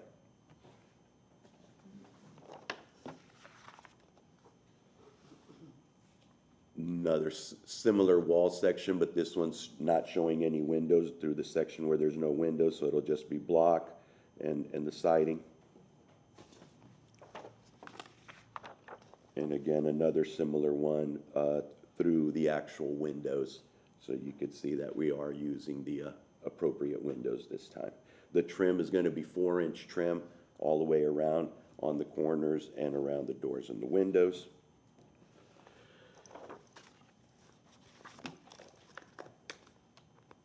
And I just wanted to show some of the samples of the houses in the area that we're going to try to mimic. This house here is directly across the street, and it's going to be similar finish to that. And also in scale. This one's a little bit bigger, but it's going to have similar scale and size. The examples of the railings and the awnings in the area, again, this is on 5th Avenue. This is a little more modern. We're not going to go as modern, but the railing is the horizontal railing here. We're going to do similar to that, and the awnings, very similar.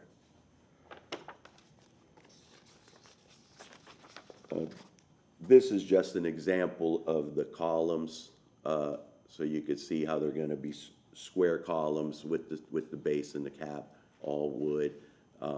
And I just wanted to give you an example so you could see what those columns would look like when they're built, because in the picture they kind of look like they may be round. They're not. This is the wall directly across the street. We're going to mimic something similar, but not this finial, so it'll just be the 12 by 12 column and then a wall with smooth stucco finish.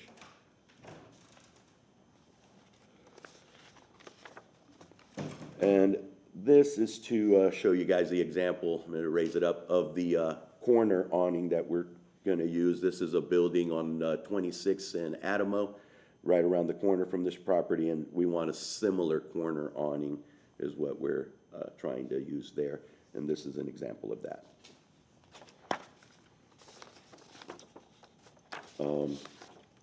Again, this is the house or the building directly across the street, showing we'll have a similar parapet and similar metal awning as well.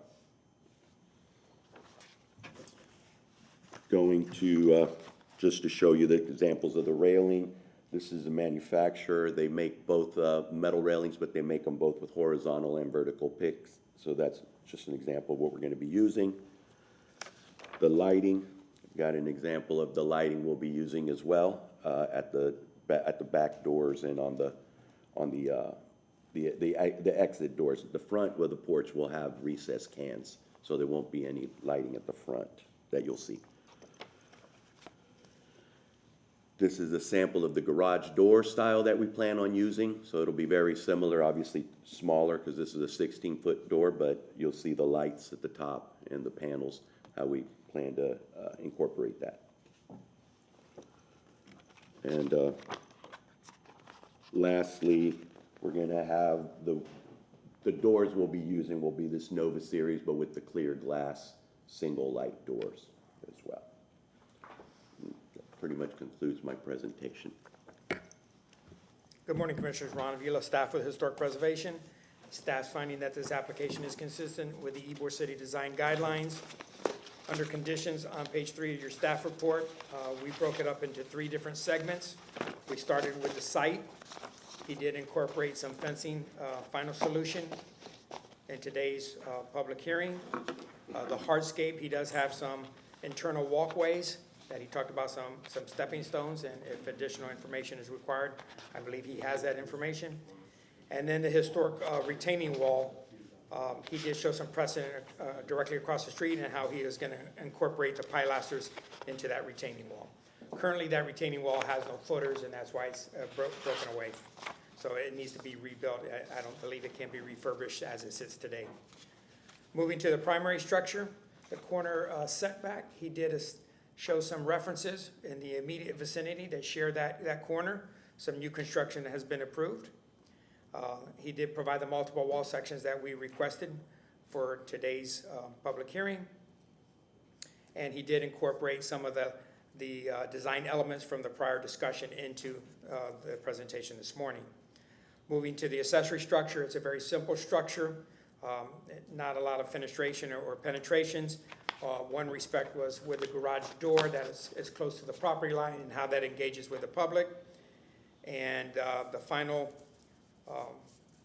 item that I have is or 2 final items. One, the foundation, it appeared to be a raw CMU in the drawings and how he's going to veneer that, and then the final color selection as well. I'll be here to answer any questions. Thank you, Mr. Rivas. Is anyone here in the public wishing to comment on this case? Seeing none, we can start with some questions of the applicant, starting with Mr. Thompson. Good morning. Good morning. A couple questions for you. So the weep holes on the retaining wall, as if you could put those on the screen, I think that you showed it basically it's a turned block. Yeah, it'll be turned, a turned block, is what we'll start with. Right. Whether they'll put a little PVC pipe and some screening behind it and stucco it, you know, that's probably what'll end up happening, but ideally, when you build it, the easiest way is gonna be to turn a block down there, to get it to weep. Right, I don't think that the historic ones have any turned block in them. I don't think I've seen them like that. And they're probably built that way, like, you know, some, you know, but they just did it solid concrete. Yeah, back in the it day, was but if just you all make solid. I mean, it correct, there's the weeds built absence in. of it is what's causing, if you see the site now with the existing wall, it's pushing the wall and blowing it out because the property's so high Right. that when it rains, all that water just builds up on that wall, so it needs to be, you know, have a way to weep out. Understood. I guess what we can discuss is try to figure out how do we make that more historically accurate, because I think that you can have the relief that you need without just turning the block. Another question for you. You mentioned that you were going to have can lights in the On the porch. on the porch. In If the you porch. put that section back up, The porch section? yes, please. Yeah. Now, I'm not showing the lights in the actual section, but I could show you the floor plan. I'm trying to.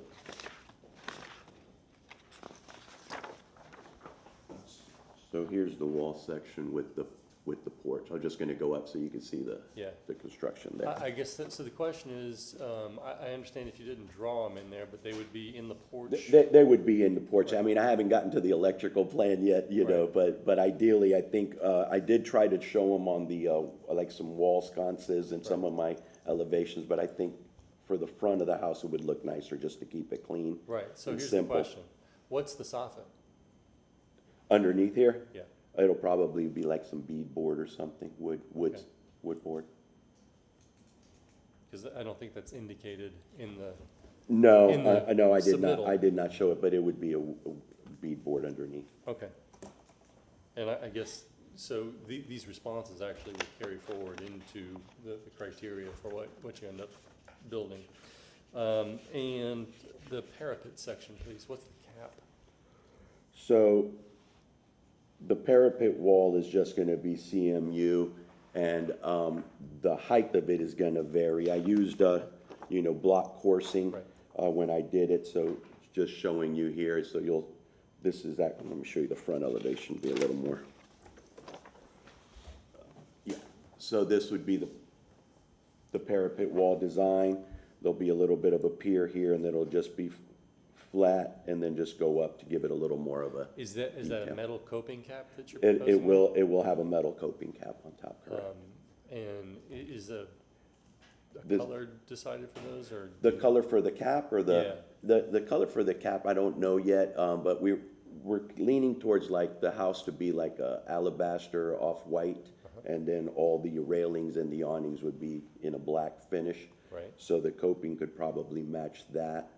And we haven't discussed the color of the coping yet, but yeah, Okay, maybe we do colors for staff, maybe. Yeah, some of the, I think some of the colors would be good to staff it, you know, I think that's open for discussion, because we see pictures of a very dark building across the way, and, you know, and I think your drawings read very heavy, you know, anyway, so, you know, last time we talked about being very dark, and, you know, maybe the darker gray trim, and then a lighter gray inset, which, you know, the palette on this one is kinda complicated, you know, so. Yeah. Where Mr. Thompson is going is like that metal coping, you know, and having that wood trim go up there and underneath there with the metal coping going around matches probably the rest of your metal work on there. yes, it would. And same with your gutters and your downspouts and. Correct, scuppers. ideally, that's the, But the drawings the read intent. it like it's wood trim there, so I think. yeah, I'm sorry, yeah, well, there will be a bit of a trim here to, you know, all the way Right. around, and the trim on the sides as well, But metal coping cap, but metal coping, yes. and then metal gutters Metal gutters and as well, downspouts that you're showing. correct. And then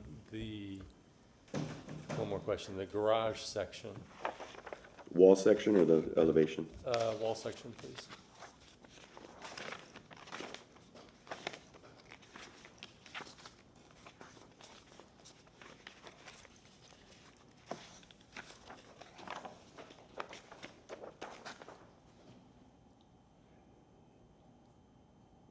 Okay. There's the- Yeah, so there's that lintel block that you block, that's at the Here? finished floor, no, at the grade, Oh, at the grade, yeah. So I think that if this is gonna be a block construction for the garage, you're probably gonna end up having that just be a turn down of the slab into that initial footing. yeah, floor. it would, yeah, And then will you put the elevation up for that front?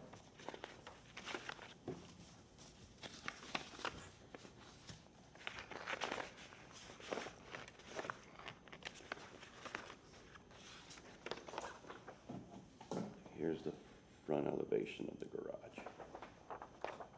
Need me to zoom in on that a little? Okay, I was just trying to figure out how you're doing it. So you're sloping the concrete up into the The opening? concrete's gonna slope, it's gonna be a concrete ribbon, so Yeah. there'll be a 3-foot apron right in front of the garage, and then 3-foot, ribbons with a 3-foot space in between them. Is that shown on the site plan? Yes, I'll pull that up real quick, yeah, Does it-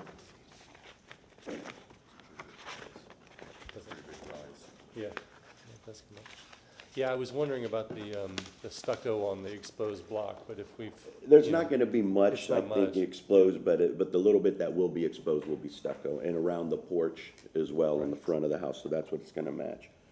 So And then that here's has the same, the garage will have the same kind of detailing and palette as the rest of the house? the- Correct, the 100%. Hardy board and then the metal coping and same metal gutters? Right, everything's gonna match pretty much the same. And here's the site plan, where you could see we'll have the larger apron. This being a little tight, this apron gets shrunk down a bit, but it is 1 foot from the property line, and it has the same angle, however, with the Okay, so- wall matching, we have to go straight out of the garage, so it kinda ends up with a little funky corner there. Right, so those aren't flares that we're looking at the garage exit, that's just an elevation tag? Oh, yeah, I'm sorry, that's the elevation tag, yeah. So it'll be a little apron of concrete right in front of the door, and then this is a ribbon, that'll be grass, and then this is a ribbon. Okay. And then, just to tie back into the soffit question, so if you're gonna have a soffit, you're gonna have basically some kind of weatheproof On the top decking. of, yeah, on the decking, yeah, we'll put some weatherproof decking on the top porch. Okay. Balcony. Those are my questions, thank you. No question. Just a few clarifications, please, on the front porch, on this drawing. Does the open porch end at the corner of the house? No, it's recessed a little bit from the corner. I can, Oh, but it doesn't extend to the property line. I don't see the end of the porch here, on the drawing. this is the floor plan, the first floor plan, so Oh, just okay. kind of give you a relation of the porch. Let me raise it up. So this will be the stairs. They're centered on the door. Got it. And then you see the porch is a little bit offset and a little bit offset here. And again, I was trying to meet the pervious to impervious calculation. You know, it gets too big, then it's, the whole No, site's perfect. taken up. So the other question I have, and I don't know if the garage, if you could pull this drawing down a little bit, you're showing metal awnings over the door off the laundry room, I guess? There's an That- awning, yeah, this is the laundry room. There'll be a metal awning over this door, and this is the door to the back. There'll be a metal awning, small metal awning over that. And then the garage, as you can see the site real quick, just to give you the relation. Does that have a door also? The garage also has, oops, sorry, the garage does have a side door on between the Okay. structures, It so they can come down this walkway into the garage here, and For there'll be a. clarification, it seems like the awnings you're proposing are rather, they extend They're- proportionally. 3 feet, the ones at the doors are only 3 feet. The Okay. awnings is what I'm They showing. look A little bigger? bigger on the drawing, so I was just wanting the clarification. Yeah. But they looked out of scale. Yeah, they probably could get reduced a little bit. I'm thinking the ones over there should be 3 feet Yeah, over okay. those. Those are the only questions I have. You said your wood planks, there's 6-inch wood planks or hardy board planks and then 4-inch trim? You It's use gonna, that? yeah, it's gonna be 4-inch trim. 4-inch trim, 6-inch planks. And what's your roofing material? It's gonna be rolled roofing, flat roof. So it'll just be, you know, rolled, Mod bed? yeah. Okay. We're not gonna see it. No, know, it's gonna be it won't be behind. seen Yeah, whatsoever, okay. yeah. Okay. And you located your AC unit on the back, Correct. by the back door? Yeah, and again, you could see it in the site, where I'm tucking the AC will be right here. Correct, okay. And then all your railings are gonna be horizontal rails? Horizontal rails. Okay. And do you have like a final or a proposed color palette?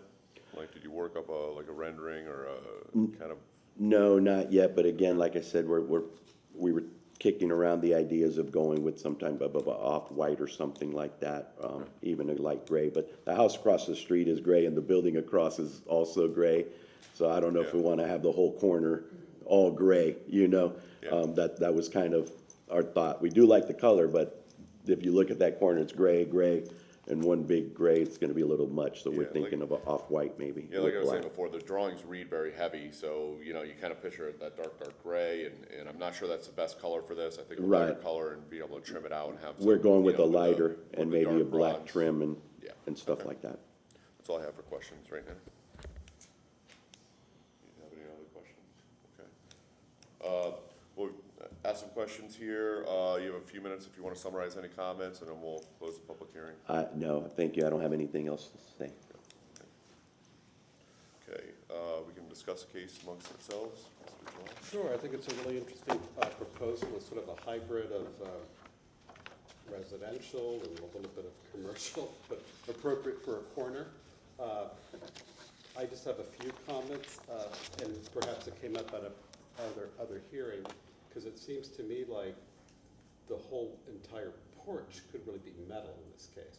Was that discussed before? Because we have wood columns with wood. There's a railing, there's a railing. I think it's always been like a wood frame type of thing, but But with yeah. a metal rating on top. Yeah. Because it really seems like it almost could be all metal, and still be in keeping. But that's just a stylistic thing.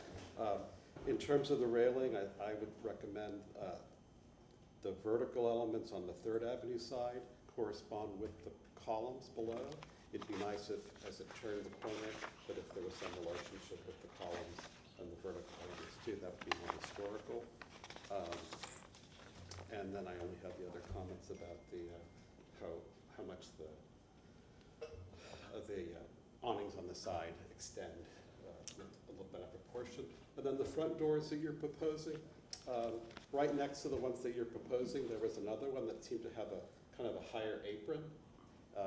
I think those would probably look better on the ground floor for the principal door and maybe even the pair of French doors, just because you're trying to distinguish between private and public. I think the other ones would be okay and the other uses, but again, just to kind of distinguish the front door, the ones off the porch, that would be more in keeping with the kind of solid void relationship that doors have within that. So you're saying like a smaller light in the door? Right next to the one you showed, yeah, it was, Yeah. it was kind of like off the ground. Okay. Oh, sorry, yeah, so I'm discussing with the application. But those are my only comments, and they're minor. He did a really good job at taking all the stuff that we talked about the last time and incorporating it. Obviously, you know, the design and style guide that his client is looking for is sort of like you said, a little bit of commercial mixed with residential, and they took some elements of other buildings to kind of incorporate it in there. I think it'll be good. Yeah, I think they made significant progress on this from what we saw last time with the really making, I think the key is once he decided to rebuild the retaining wall instead of keeping the existing, that kind of freed up everything and let everything align. You know, and I think, you know, he brought the windows into alignment, the front door with the steps, and everything just kind of aligns a lot better now. The use of the single hung windows versus, he had a single pane like a commercial, and I think that's what we were discussing last time, is it was kind of like too far commercial. You look at that dark gray building, you know, that's very stark, and he was kind of like that, but wanted it a little bit more residential, but also have that bodega feel. So I think he's kind of pulled that in a little bit. You know, I think the parapet's still, you know, a little busy, but you know, that's okay. I mean, that exists in the district, so it's a good style. But I think those moves with, you know, break up the windows, and to your comment about the door, raising that bottom gives a little bit more privacy, especially when everyone's driving by at that level. You just do like a 3/4 panel or something like the 2/3 panel, and then bring that up so you have a little bit more privacy down at the ground level so people aren't looking in. But the porch thing, you know, I think you go either way on that one. You can make the whole thing out of metal and just have it be like an add-on, like, you know, typical bodega, or it's an extension of the house. And I'm really kind of interested in seeing what the final color palette is. I think that's going to be kind of a critical read of how this whole thing kind of comes together. I would have liked to see a little color rendering or mock-up or something like that. I think we'll probably have to entrust staff with that, but which is a good thing. And I would encourage color. Huh? I would encourage color. Yeah, yeah. We have a yeah. rich color palette within the district, and I think it would enhance the project. Yeah, as absolutely. opposed to something too safe. I didn't have a chance to see the prior iteration, so you know, I believe that you've kind of developed it and taken it further. My concerns would be that, you know, we do have in this particular case, we've got a whole bunch of different kind of styles that are almost competing, but not quite. And I think that can be solved in color palette, like, which is why I was kind of asking about the parapet, because I think that you could have that box of the house be a color, and then have these, you know, charcoal or bronze pieces that are added on to it, and it would read very clearly. My concern is that, you know, you've got the columns and you've got the horizontal guardrail, which you never quite see them together, but that's a stylistic thing, and it can be accomplished through some sensitive use of color. I think that the stairway up and through the porch on that retaining wall is unique. I've never seen something like that. You know, where typically the retaining wall is further away. You come up onto the raised grade, and then you can go onto the porch. So that'll be interesting to see how that comes across. And I think that because you're taking essentially a masonry component there, and and I'll ask my commissioners, is the porch, the first level porch, is that concrete? And so we've got a concrete retaining wall coming up into a concrete porch that has wood columns that, yeah, it's very compressed. It's very, yeah. So I'll challenge the applicant to work with staff on the color palette to really kind of tie it all together. Those are my comments. Did you want to talk about the retaining wall, the turn block? Yeah, I think that And that kind of gets back into the hodgepodge of the materials, right? Because taking that and turning it on its side is very utilitarian, and I don't think I've ever seen that on an old historic retaining wall. I think that, putting in relief with pipe that can be taken out and is a much smaller scale would be, much more appropriate and would let it blend into the neighborhood better. Probably be more structurally sound too. Yeah. Keeping all the block facing the same way, maybe a couple little pipes. Yeah, because I think that, I don't think you need as much relief as is being proposed.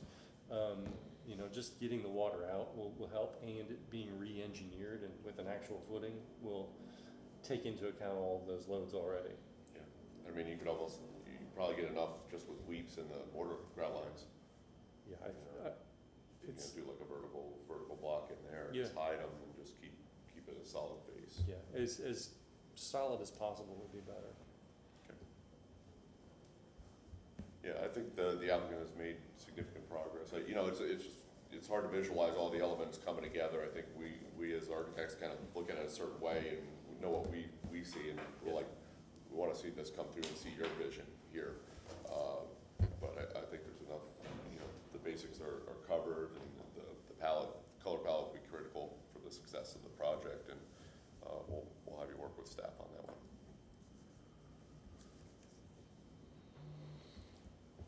Anybody for a motion?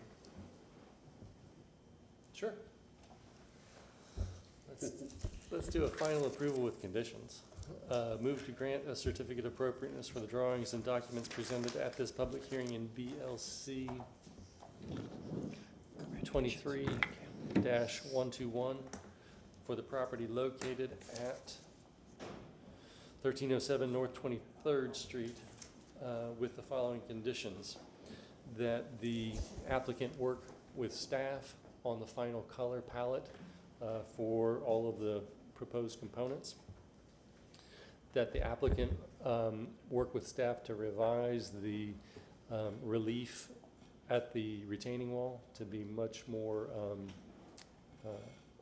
refined or less visible, to work with, or the applicant can consider revising the doors presented to have more privacy, maybe instead of full panel, lesser exposure to the interior.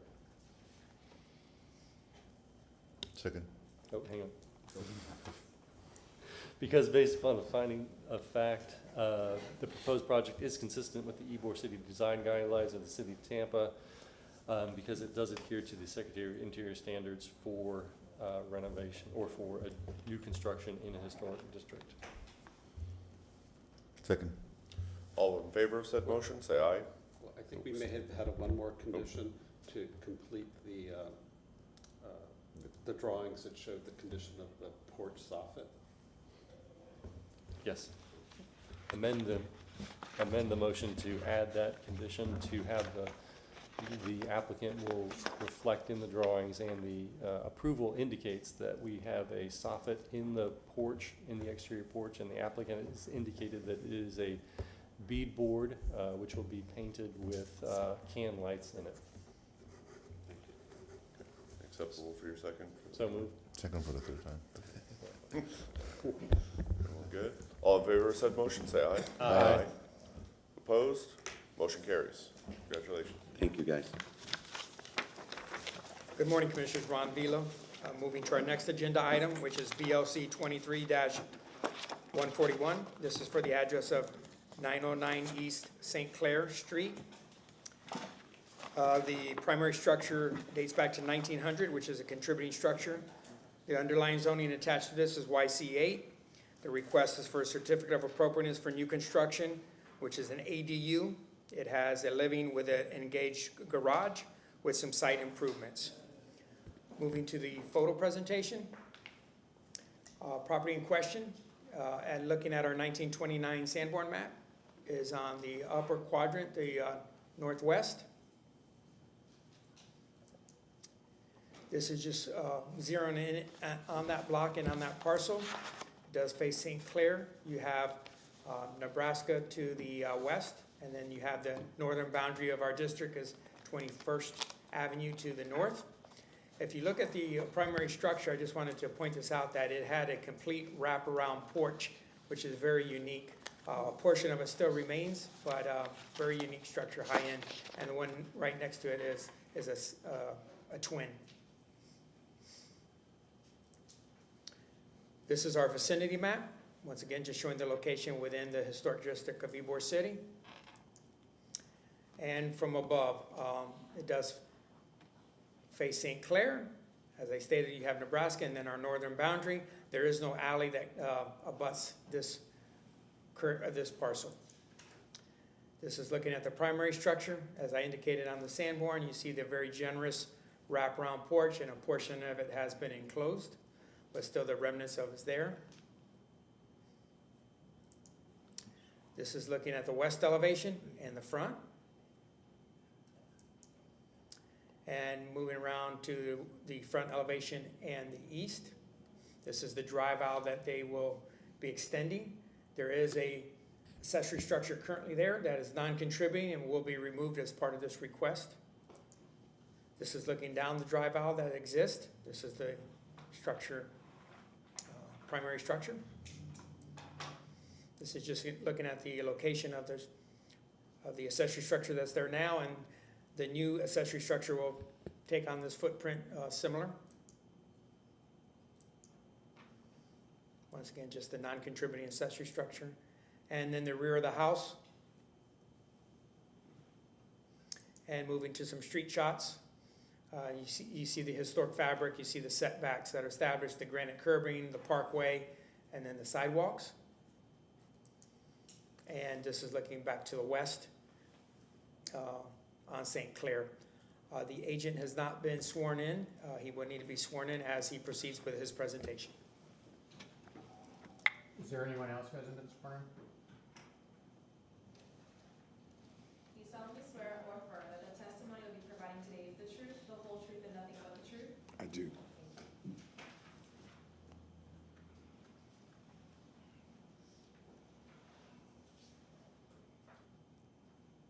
Good morning, Commissioners.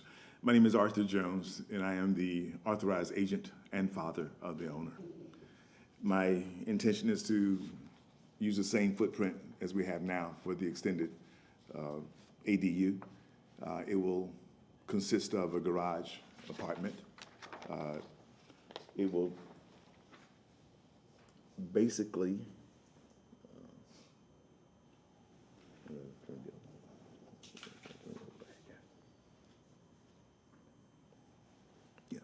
again, it will have the same footprint as it was previously. I'm going to demolish the garage and the aluminum covering and create the ADU of 650 square feet. I will have pavers all the way up to the covered porch. We will keep the concrete consistent with the area. And I also included the AC unit will be on that side as well.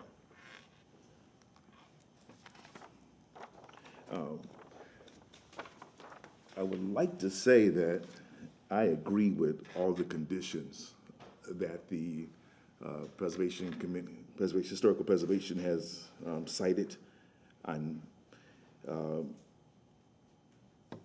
will not have a fence location, no fence. I will use landscaping for that.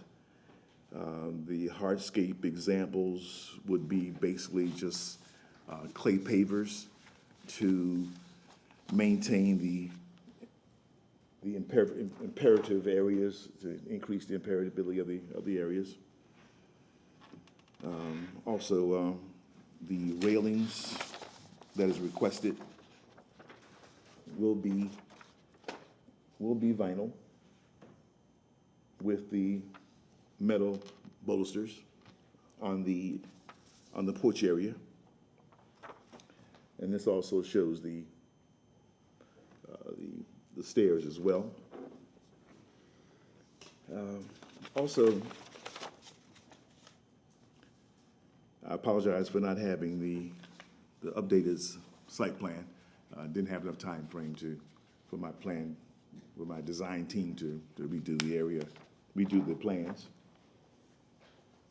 But this is just an example that I will change the the sliders to French doors.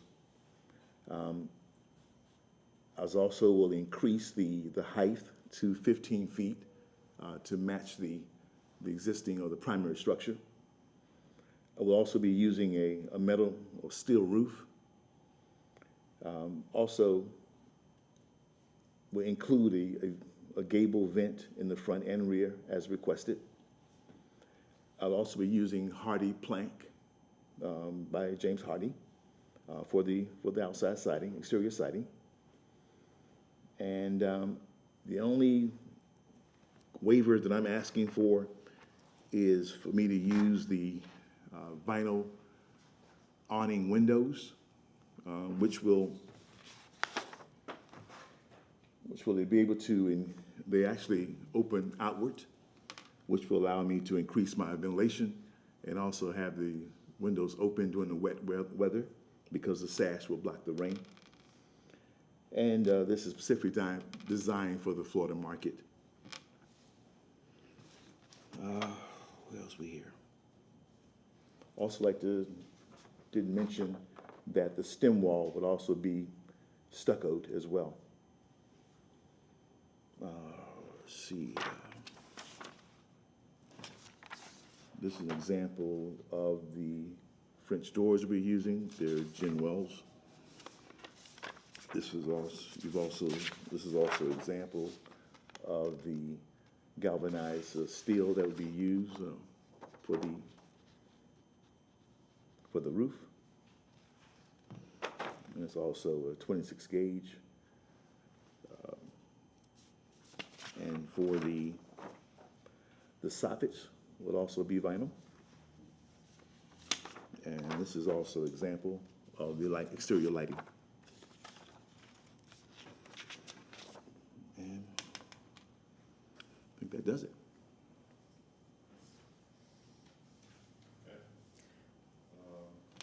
Mr. Vila? Good morning, Commissioners. Ron Avila. Staff finds this application is consistent with the Ybor City Design Guidelines.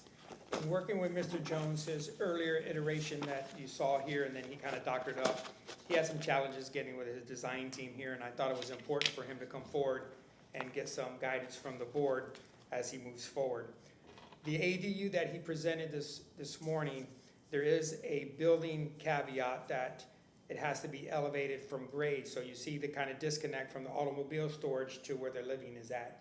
So that is a design aspect that is code-driven. Going to the site plan. Yes. Put the site plan, please. He showed some pavers on the traditional approach with a vehicle. We're looking for something that's more historically correct. Either if he wants a wider pour, then maybe you incorporate some tooling there to break up the massing, or what would be more traditional would be a ribbon drive, and that might help him with his pervious and impervious. The mechanicals he did show on the site plan. The fencing, I believe he's omitted any fencing. The columns and railing, I think, need additional discussion this morning as it moves forward. The roofing material was discussed with us, and he provided the 5 crimp that is period appropriate. To revisit the windows, the material of the windows and the location and the size of the windows, I think is something that needs to be explored. You have the primary structure, that's a great example. I know this is a subordinate structure to that primary example, but maybe you could get some cues from that. As well as getting the pitch of the roof. I could show the picture again. I don't know if you caught the pitch of the primary structure. It's heavily pitched. What Mr. Jones is trying to do, he's trying to stay under the 15-foot that is customary within one-story structures. If he needs to go above the 15-foot from grade to ridge, he can ask for a design exception, and that's an internal process that we get him. So the pitch of the roof, if you wanted to complement the primary structure more, that could be incorporated into this request. The sliding doors have been removed. He showed the French doors. And just the last thing, he showed some vinyl soffits and windows. The windows, as I stated, need a little more refinement to it. And then the vinyl soffit is something that we usually don't see in the district. That concludes my portion. Okay, thank you, Mr. Vila. Anyone here from the public wishing to comment? Seeing none.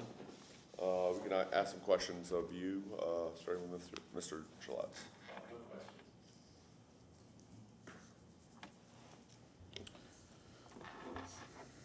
No, no questions for me.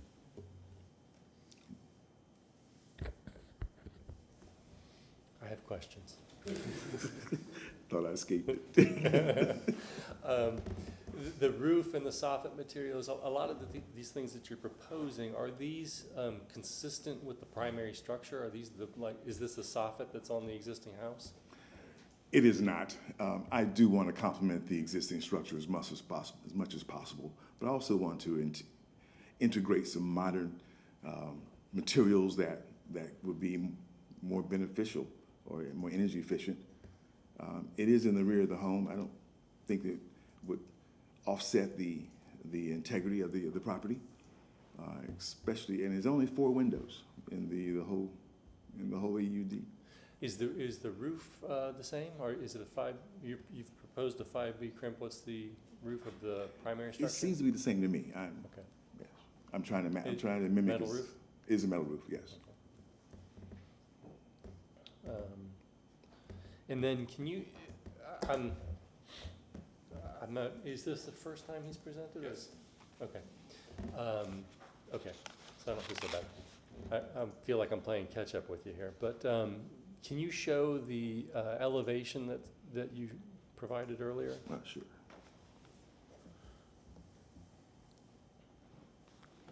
Okay, so you've got essentially, you're gonna take what's there on site, you're gonna tear it down. Correct. You're gonna build this. Yes. Right? The entry to it is up this porch essentially, and then into the side of the building. That's correct. Okay. Then you're proposing 2 awning windows on the front there, and some essentially sliding glass doors on one side. No, that's been changed to French doors. French doors, I'm sorry. Yes, But the French doors are basically the way in and out of the building. that's correct. And then the right elevation is I guess that's the bathroom window I'm looking at, and the garage window? Be the garage window and the bathroom windows, I'm requesting awning windows as well. Okay. And the garage will be double hung. And then are you proposing skylights? Is that what's I happening? am, yes, I am.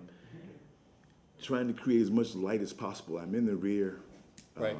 So Are the skylights part of the submittals thus far, or have you submitted a product for that? I have not submitted the product for that. I Okay. did forget that. And the vent, is that decorative, or is that Purely decorative. purely decorative? Yes, based on the committee's recommendation. Okay. Is there a wall section for the project, or is this forthcoming based on? The wall section is incorporated in the construction. Documents? I don't have a printout of that. Okay. And the intent is to have everything hardy plank above that finished floor elevation, and I'm sorry, what's the base? What's It's the actually base that it sits on? It's actually the garage would be at level, Right. but the house will be raised. It'll be Right, a but crawl space. you're showing a dark band there, what is that? Right, this will be a stem wall going around it. Correct, is it brick, is it It's going to be stucco.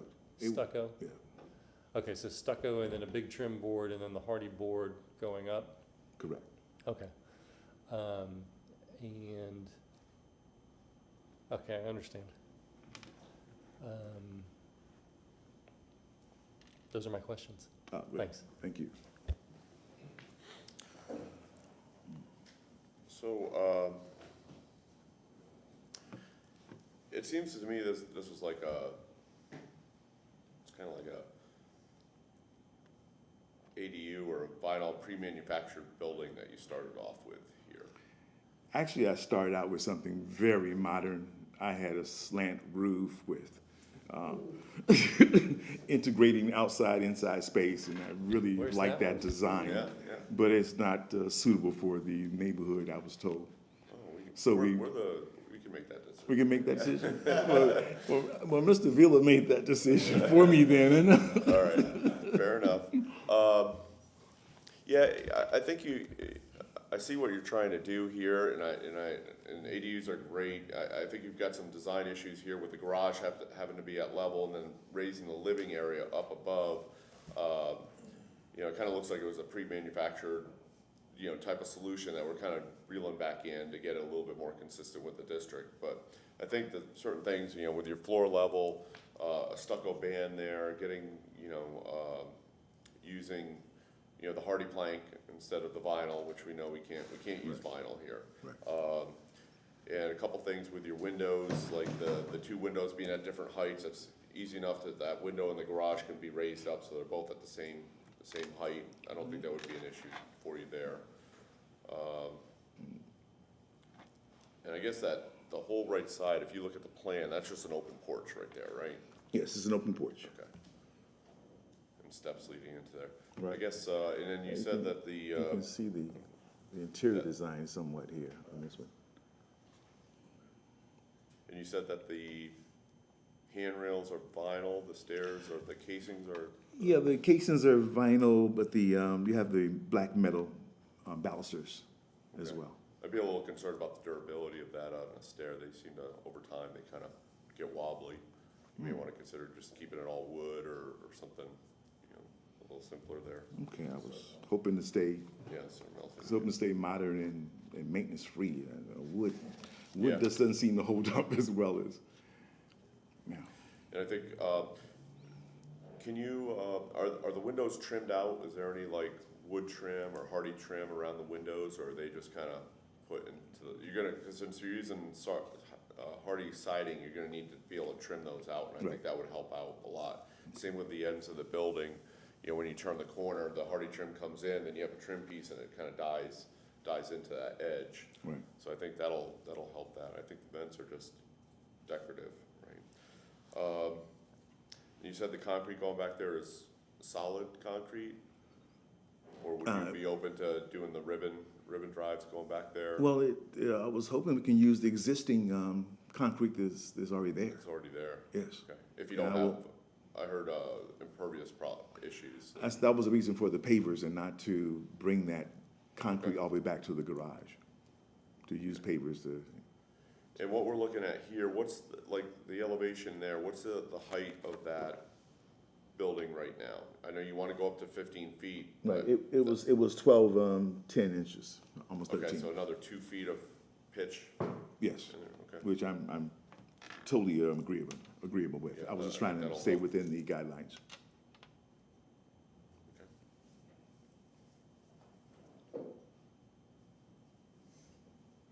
That's all I have for questions right now. I also like to state that the bathroom windows will be more of a transom over the shower for design purposes, so that there's no way we can bounce those windows out in the garage on that Well, I think west that side. window in the garage would come up to raise to be at the same height as the bathroom. You But I want want to raise the- that bathroom. The bathroom's gonna be up transom over the shower for design purposes, and it will be an awning window, so I can open it open as well in the bathroom. And that's whereas not the- what we're looking at, the front That would be- elevation. Right, this will be the, It'd be on the, actually the west elevation. yeah. Can you slide that? Yeah, back over Yeah, here. And then up. up, Yeah, here. right. Yeah, that would be the west elevation here. This will be the bathroom, and this is the garage. Yeah, I'm saying like you can easily move that garage window up to match the same height as the bathroom. And then, I can do a transom-like window in a garage, you think? Sure. You can, I can? I thought it'd be a simple double hung so I can get in and out easy. no, I just bring that up. Case so of a they're- fire or they're the something. same. Yeah, Okay. because, I mean, you just Elevator. want to bring light into the garage, right? Yeah, decent light in And the garage. it's higher, so it probably prevents people from breaking and trying to get in anyways. Now they gotta break and climb, so I can do that. it's a little bit better that way. Can I put another awning window in there? You want another one? Can I? Yeah, I mean, I think it'd look pretty cool if you had Do three windows. Three of them across the, Three of across that them, one in elevation. the center, one on the left, one on the right. Yeah. Okay.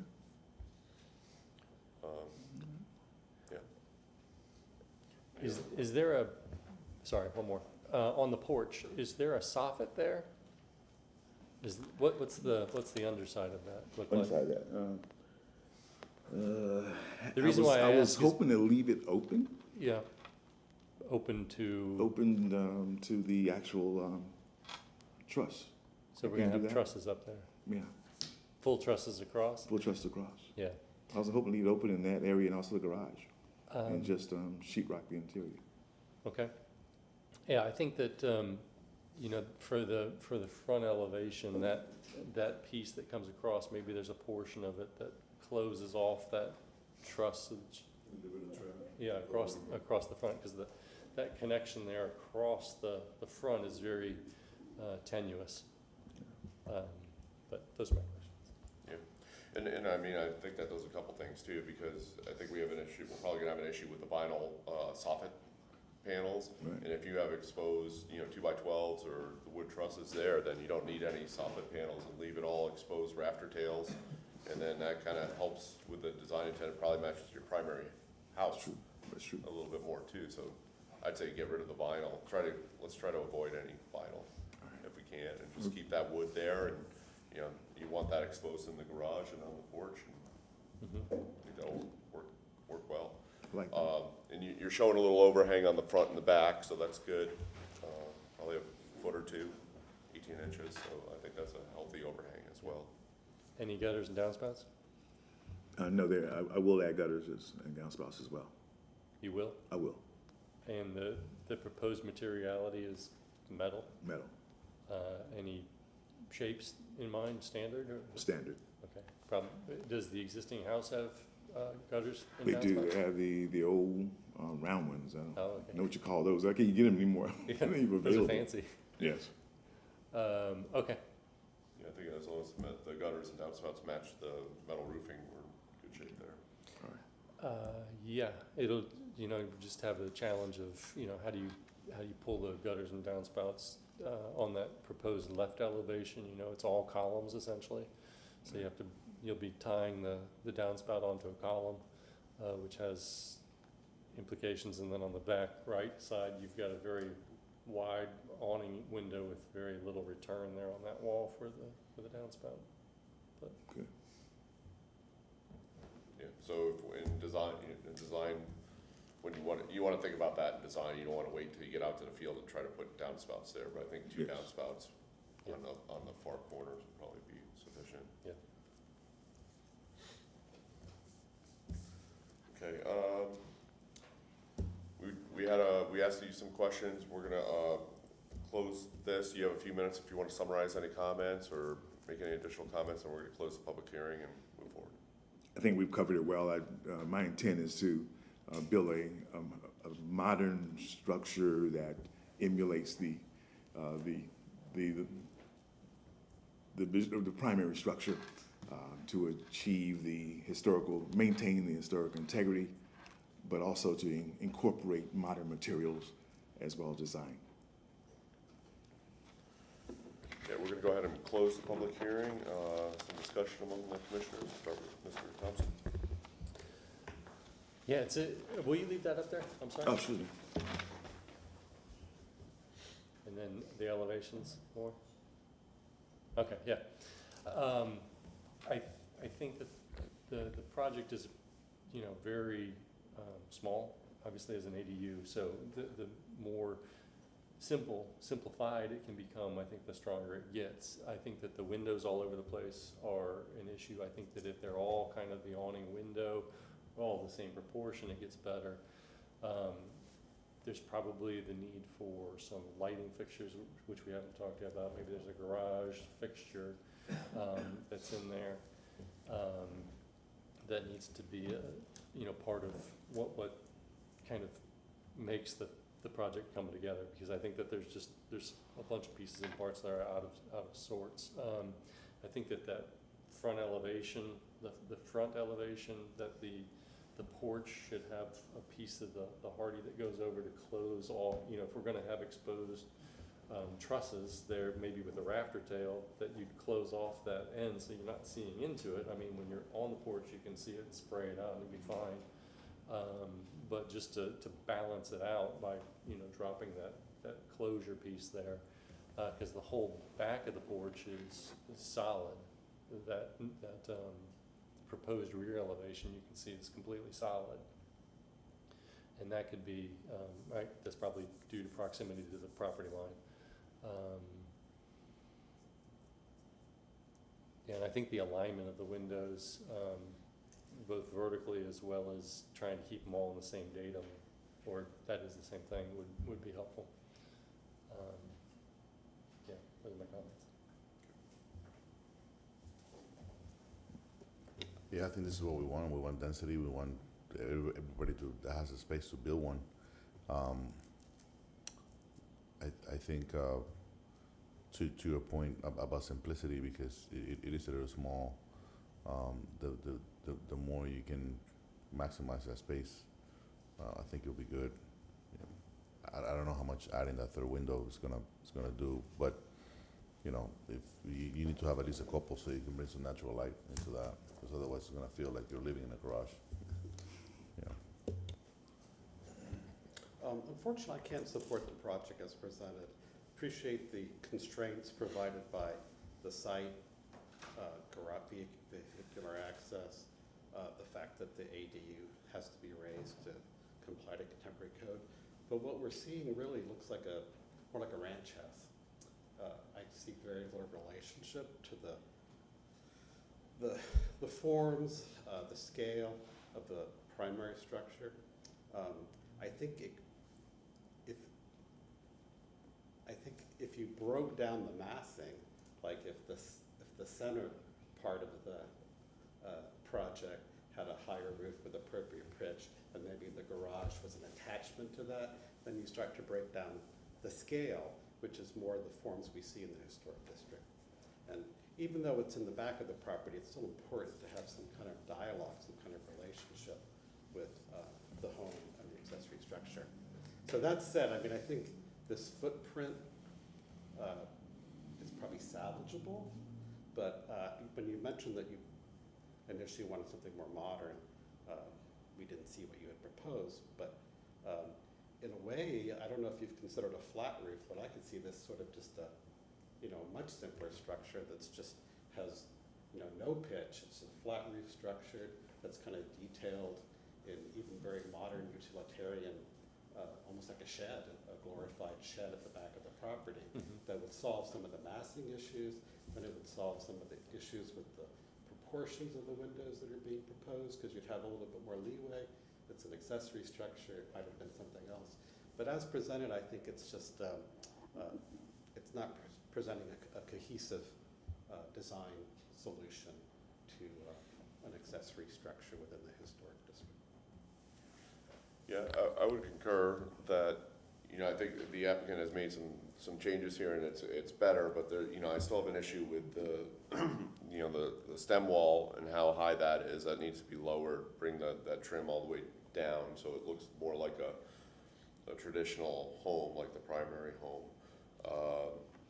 We've got some markups here, but it's kind of hard to see all the changes that were, coming through. I think, I kind of look at this as more like it could be like a barn, like where that center part is the high part, and that relates to the main house, and you have a lean-to on each side, one for the garage and one for the porch area, or even bringing that porch out front and engaging more in the backyard has a lot more potential too. So it's kind of like, I think they're heading down this road, they're making some adjustments. I think there's better solutions, but I don't think it's horrible that this is what they want to do. They just need some bring that hardy trim all the way down, the stucco base trim. The front elevation is just kind of tough because the awning windows in the garage are at two different scales, heights that really are driven by the scale of the buildings and their purpose inside too. The skylights, I'm not sure they, if they want them, then that's fine. I'm not sure if it's needed. We didn't really talk about that, or what you're proposing there. So, I think I do agree with you. I think it still needs some work. I think the applicant's working with staff to make things better and get through, but I'm not sure it's there for us to kind of take a look and give it the thumbs up here. I think what Ron has said is that before you delve into the slippery slope, to get some idea of what to put on paper. I mean, is this just something that, I think the applicant had some issues with the designer updating the drawings based on what was happening here. Is that something that give them more time to kind of update things to get done? I guess it just depends on how he wants to respond to. Oh, excuse me. Yeah. If this design is salvageable, we can proceed. No. Comments as to how. As the way it looks, I am. That's what I'm going to say. No, don't do that to me. Yeah, we could kind of work through some of this stuff and come back. Well, I mean, I could see it could be a little flat, I Now mean, that if we we wanted got to some do a flat insight from what they're restructure, doing. it'd be Are you detailed very good with that? modern, I have no choice. I've worked on this project for 9 all months. sided, I had to get a special use permit first. I don't know if that's what And we then want. he's been giving me trouble. And I think the applicant has communicated So, with the staff that he's making these unfortunately, changes that have October's come up, but, so I think the applicant Yeah, has so work we with have to go out comments to change this and get this. I had Well, no the roof, choice. I mean, I don't know if, I if the roof gets caved I think my down, design was like to okay. cave, the whole It was a good thing. It was a roof good came design. down to, I guess it might. We can work through It worked good. Okay. You can ask them, you can let them know that. Yeah, it's going up, the pit But then what? is becoming steeper. Yeah, but the primary structure has the main roof and then the porches. Right. That flare off of it, which could work here. Right, if you break up the mass, Yeah. And make it three bays instead of one. and all that's gonna add to cost, I know there's, there are all Right. This- considerations, but. I just want to ask, can the image be moved so we can see the floor plan?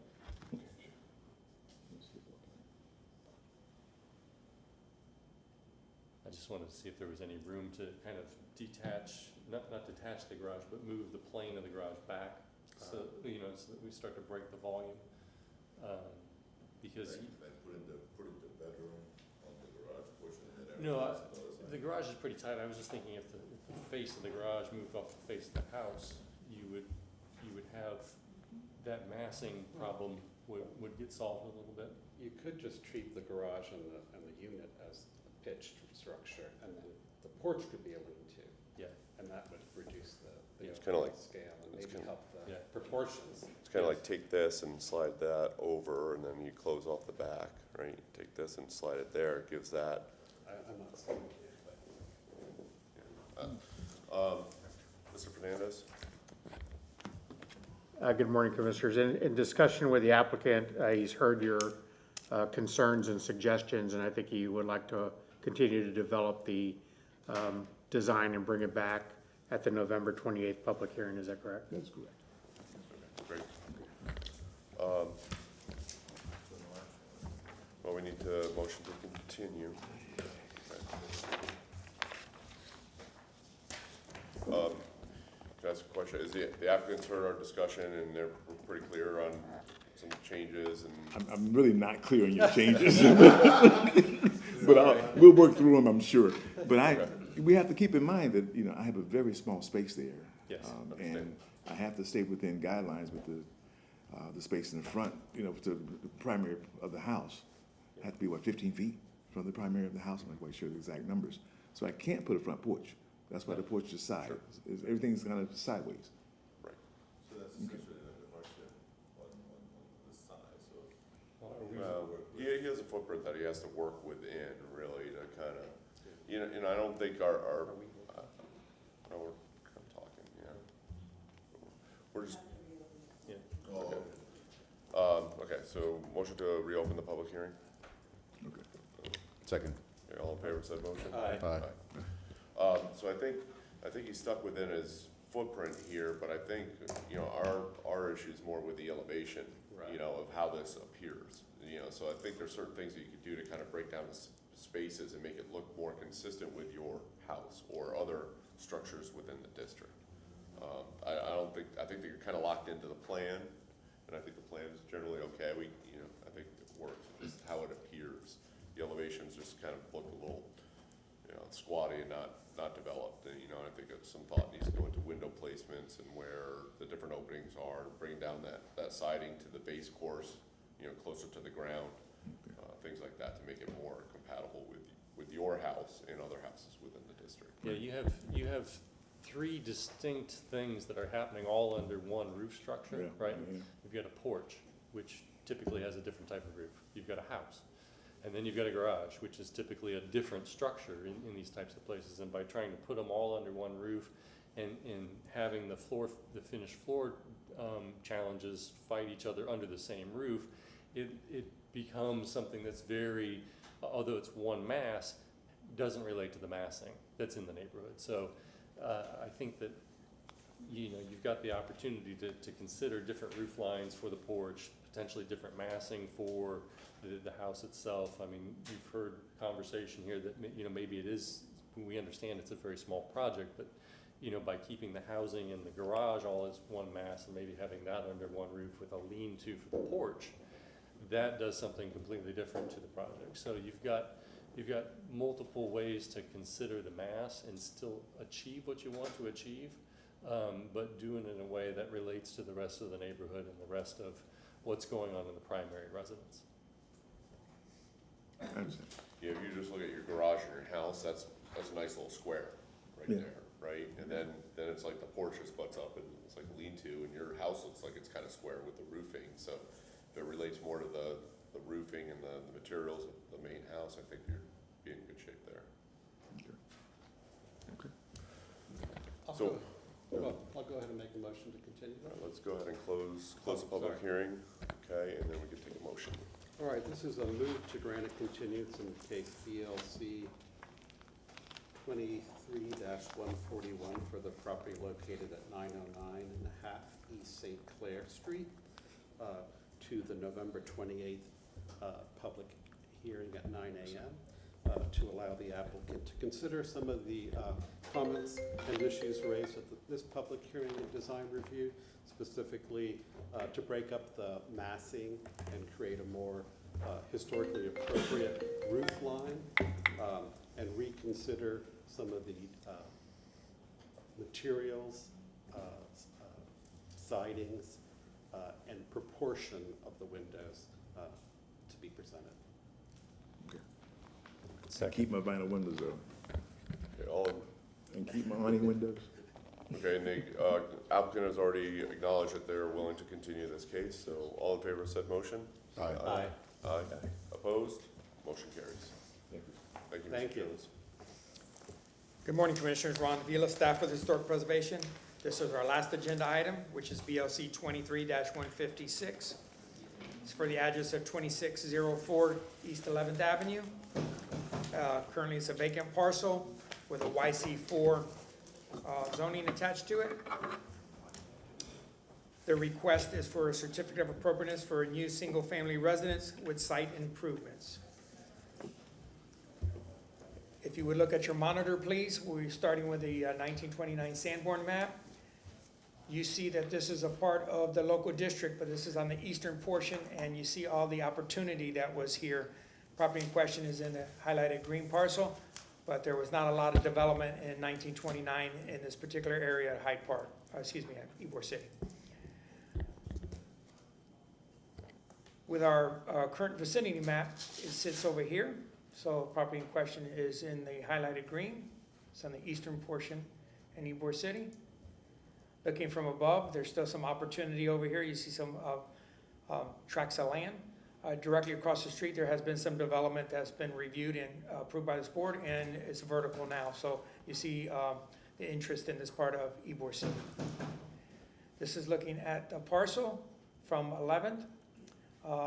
Part of this request, the continuation of the sidewalk needs to be incorporated, and there is a tree on the property that has to be respected as well. Natural Resources did look at this, and it will be discussed as part of this presentation. This is looking at some of the fabric that's there. This is to the west. This is a contributing structure. Looking at the abutting structure to the east. Directly across the street, you have some housing that is evident of 60s and 70s construction. And then some of the verticality that I talked about that just came in front of this board and is up now. You had that one and then this one here. So there's some interest in this part of town. And just to conclude some street shots, you see that the sidewalks do not continue, but as part of the new construction as part of the permitting process. And then in the other direction, this is back into the heart of Ybor City, And you see the new construction across the street did incorporate the sidewalks. So that concludes the photo presentation, and the agent is ready to address the board. Good morning, Commissioners. Know you've had a long morning here, so this is a new construction project. I'm going to go through my initial presentation fairly quickly, and then can come back with any questions that you might have. As Ron said, this is on the north east side of the district. The homes there are very modest in scale, and pull up my presentation here. Modest in scale and have a lot of diversity to the fabric of the neighborhood. There are a number of traditional craftsman style bungalow homes, but then it is interspersed with kind of a 60s style block home in that area as well. And so we'll take a look at some of the site constraints. As Ron mentioned, there are 2 large oak trees that are on the front property line, and it starts to inform the massing layout of the site. As we started looking at all these ideas and trying to refine a style or a design for the home, we kind of focused in on what we're calling a contemporary Spanish bungalow. So it's very indicative of like the 1920s construction, not only in Tampa, all the historic districts, but pretty much, very prevalent in that era. Many of the design characteristics is that they're a very uniform style home, minimal embellishments, usually smooth or modeled stucco or adobe, and often brick exteriors as well. They incorporate tile roofs and accents and other features, primarily parapet type construction with low slope roofs beyond, and then also have raised porches, heavy wood timber details, and intricate metal details. So we took this style and looking at references that occur throughout the district, go through these pretty quickly. You're seeing kind of a flavor of the parapet wall, an undulating top cap, awnings, the arched openings. On this one, the brick detailing, an attached porch off the front with a raised entrance. And then again, similar details. So I'll be quick with this. And then you also see this style kind of flowing over into the smaller commercial construction in YC1 district as well. And then these are some kind of interpretations, 2-story interpretations, a little cleaner and contemporary materials and detailing.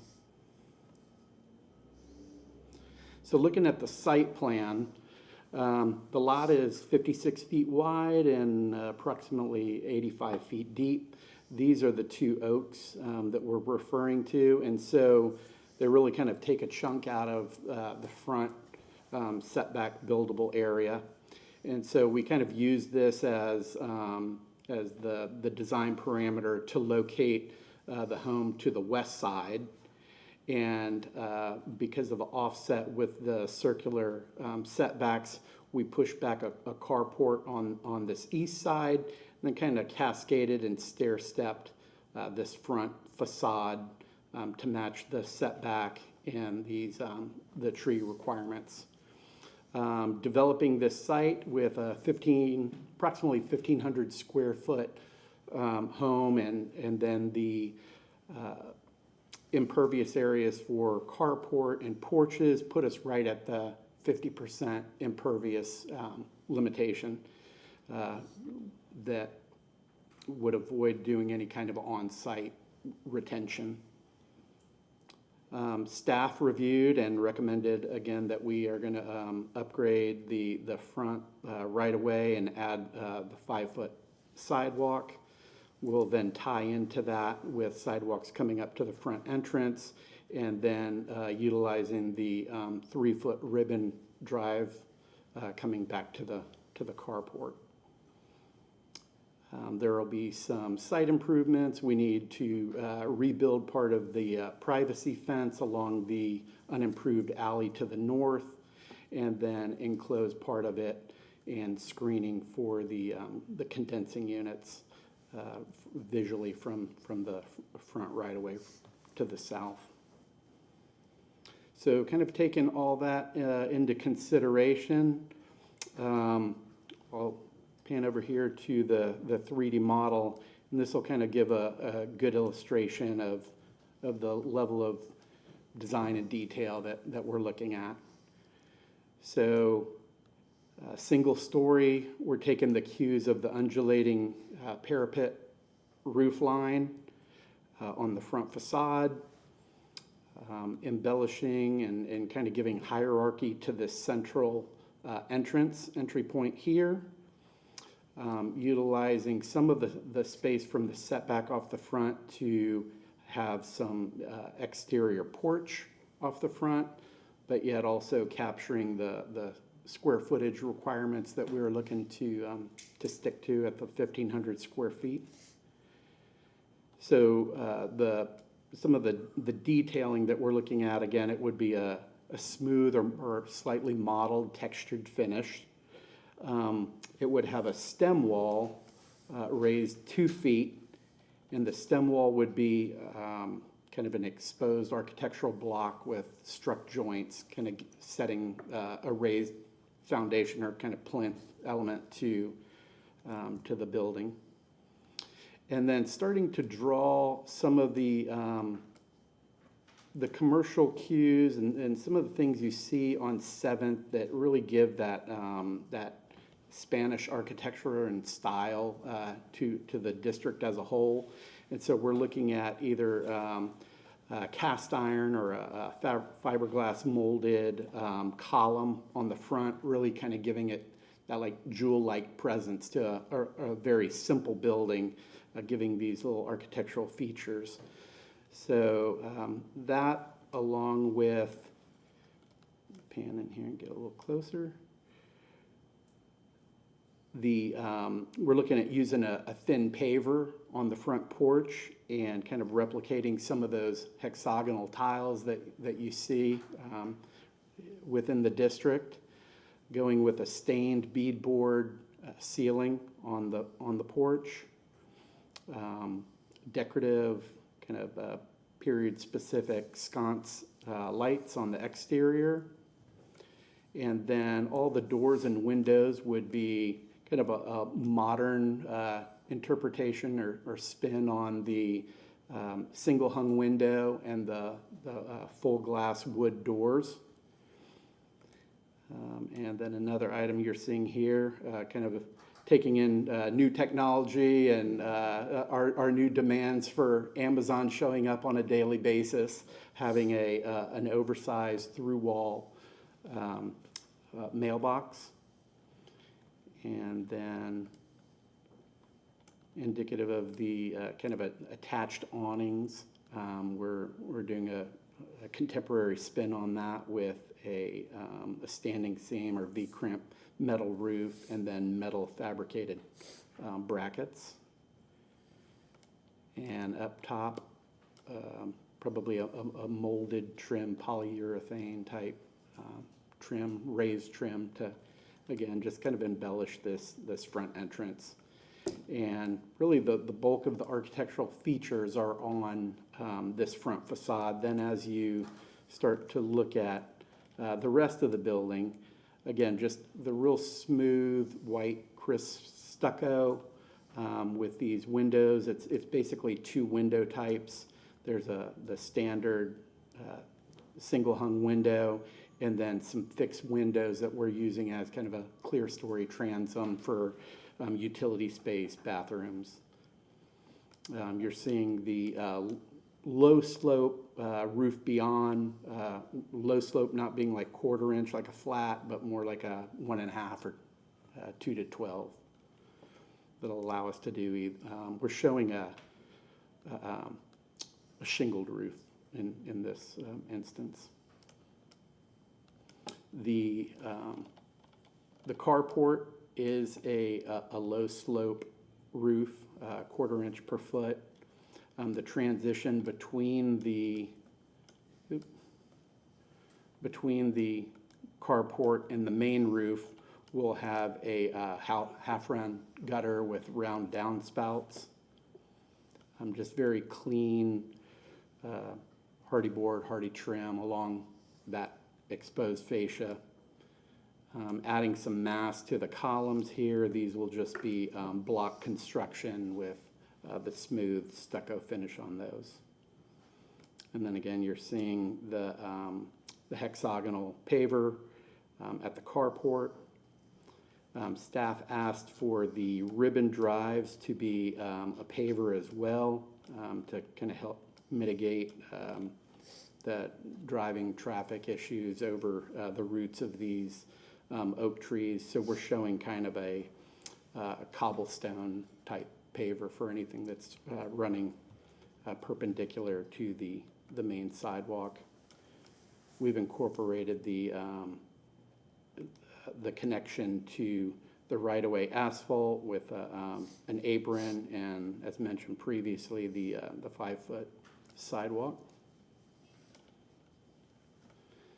So that is kind of the big picture overview. Along with the renderings, I have the images from the 3D model as part of the presentation, and then have submitted more detailed construction drawings. You're seeing the floor plan here that kind of informs how we generated these forms and offsets with the main facade. The roof plan showing the way we're taking care of drainage. It'll basically have a split east to west, and then have downspouts and gutters along the two long sides.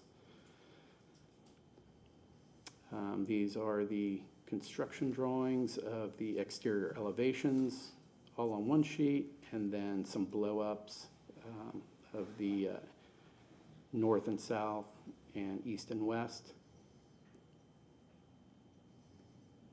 Then a number of building and wall sections. This kind of gives you an indication of the space, the raised kind of elevation of the main living space versus the carport and the front entrance. And then enlarged wall sections, pretty much at all the conditions around the perimeter. And these are all kind of outlining what we discussed here with the exposed CMU on the stem wall, the stucco up above, the painted or the stained beadboard soffit, and then hardy trim around the perimeter, showing the half-round gutters. And then all the way up to the parapet has a number of different conditions. I'm dealing with the water and detailing on that, and essentially a preformed aluminum parapet cap flashing on that.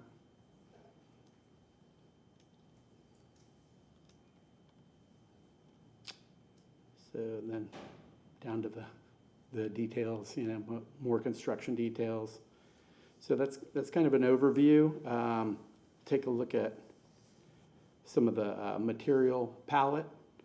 So this image here gives you a good indication of like the texture of the white stucco, where it has just a little bit of modeling to it, showing the different roof materials, the standing seam or V-crimp over the attached awning at the front, architectural dimensional shingle on the main roof, and then a matching SBS modified cap sheet on the low slope of the carport and porches. This shows the hardy trim that we will use at all the fascias, showing the half-round gutters here. This shows the stained beadboard at all the porches and carport. This shows the architectural block with the struck joints. Here are the different hexagonal tiles that we would use at the porch and carport. And then more architectural details, as we mentioned, the cast iron or fiberglass molded column, the prefabricated metal awning, some of the kind of architectural embellishments, raised profiles shown on the front. And then we would work with staff. I think we're calling out like a Jeld-Wen architectural series, window and door. That's something we can kind of refine and get to those details as we start pricing everything out. Construction. Period-specific lighting. One thing, I don't think I showed a whole lot of detail on it, but the fencing, I'll go back to the model here. Staff had a question and comment that in the carport area here, we wanted a low fence that didn't obstruct and kind of created a dead zone in the backyard. So we kept a lower fence, wrought iron style, probably be like a powder coated aluminum. And then we would address the screening of the condensing unit with either live vine vegetation or even maybe paired with some artificial vinery to kind of give a screen to the condensing unit location here. And then that same style gate is on the west side here.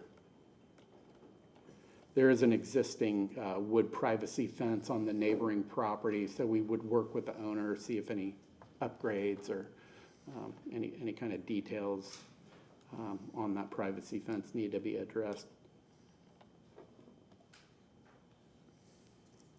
Showing the architectural numbers for the address, kind of a pin mount that's elevated off the hardy fascia. Some of the modern door handles, again, like an oversized mailbox. So, I think that's the last slide. So that's kind of the overview. And at this point, I'd like to turn it over for any questions. Good afternoon, Commissioners. Ron Vila, I'm staff with Historic Preservation. Thank you for that complete and thorough presentation. Staff find this application is consistent with the Ybor City Design Guidelines. And first reviewing new construction, we look at setback and elevation from grade. That's consistent with the vocabulary in the immediate vicinity. Then we go into height and width, facade, spacing, alignment, and similarity of details and forms, which I believe this application does touch upon.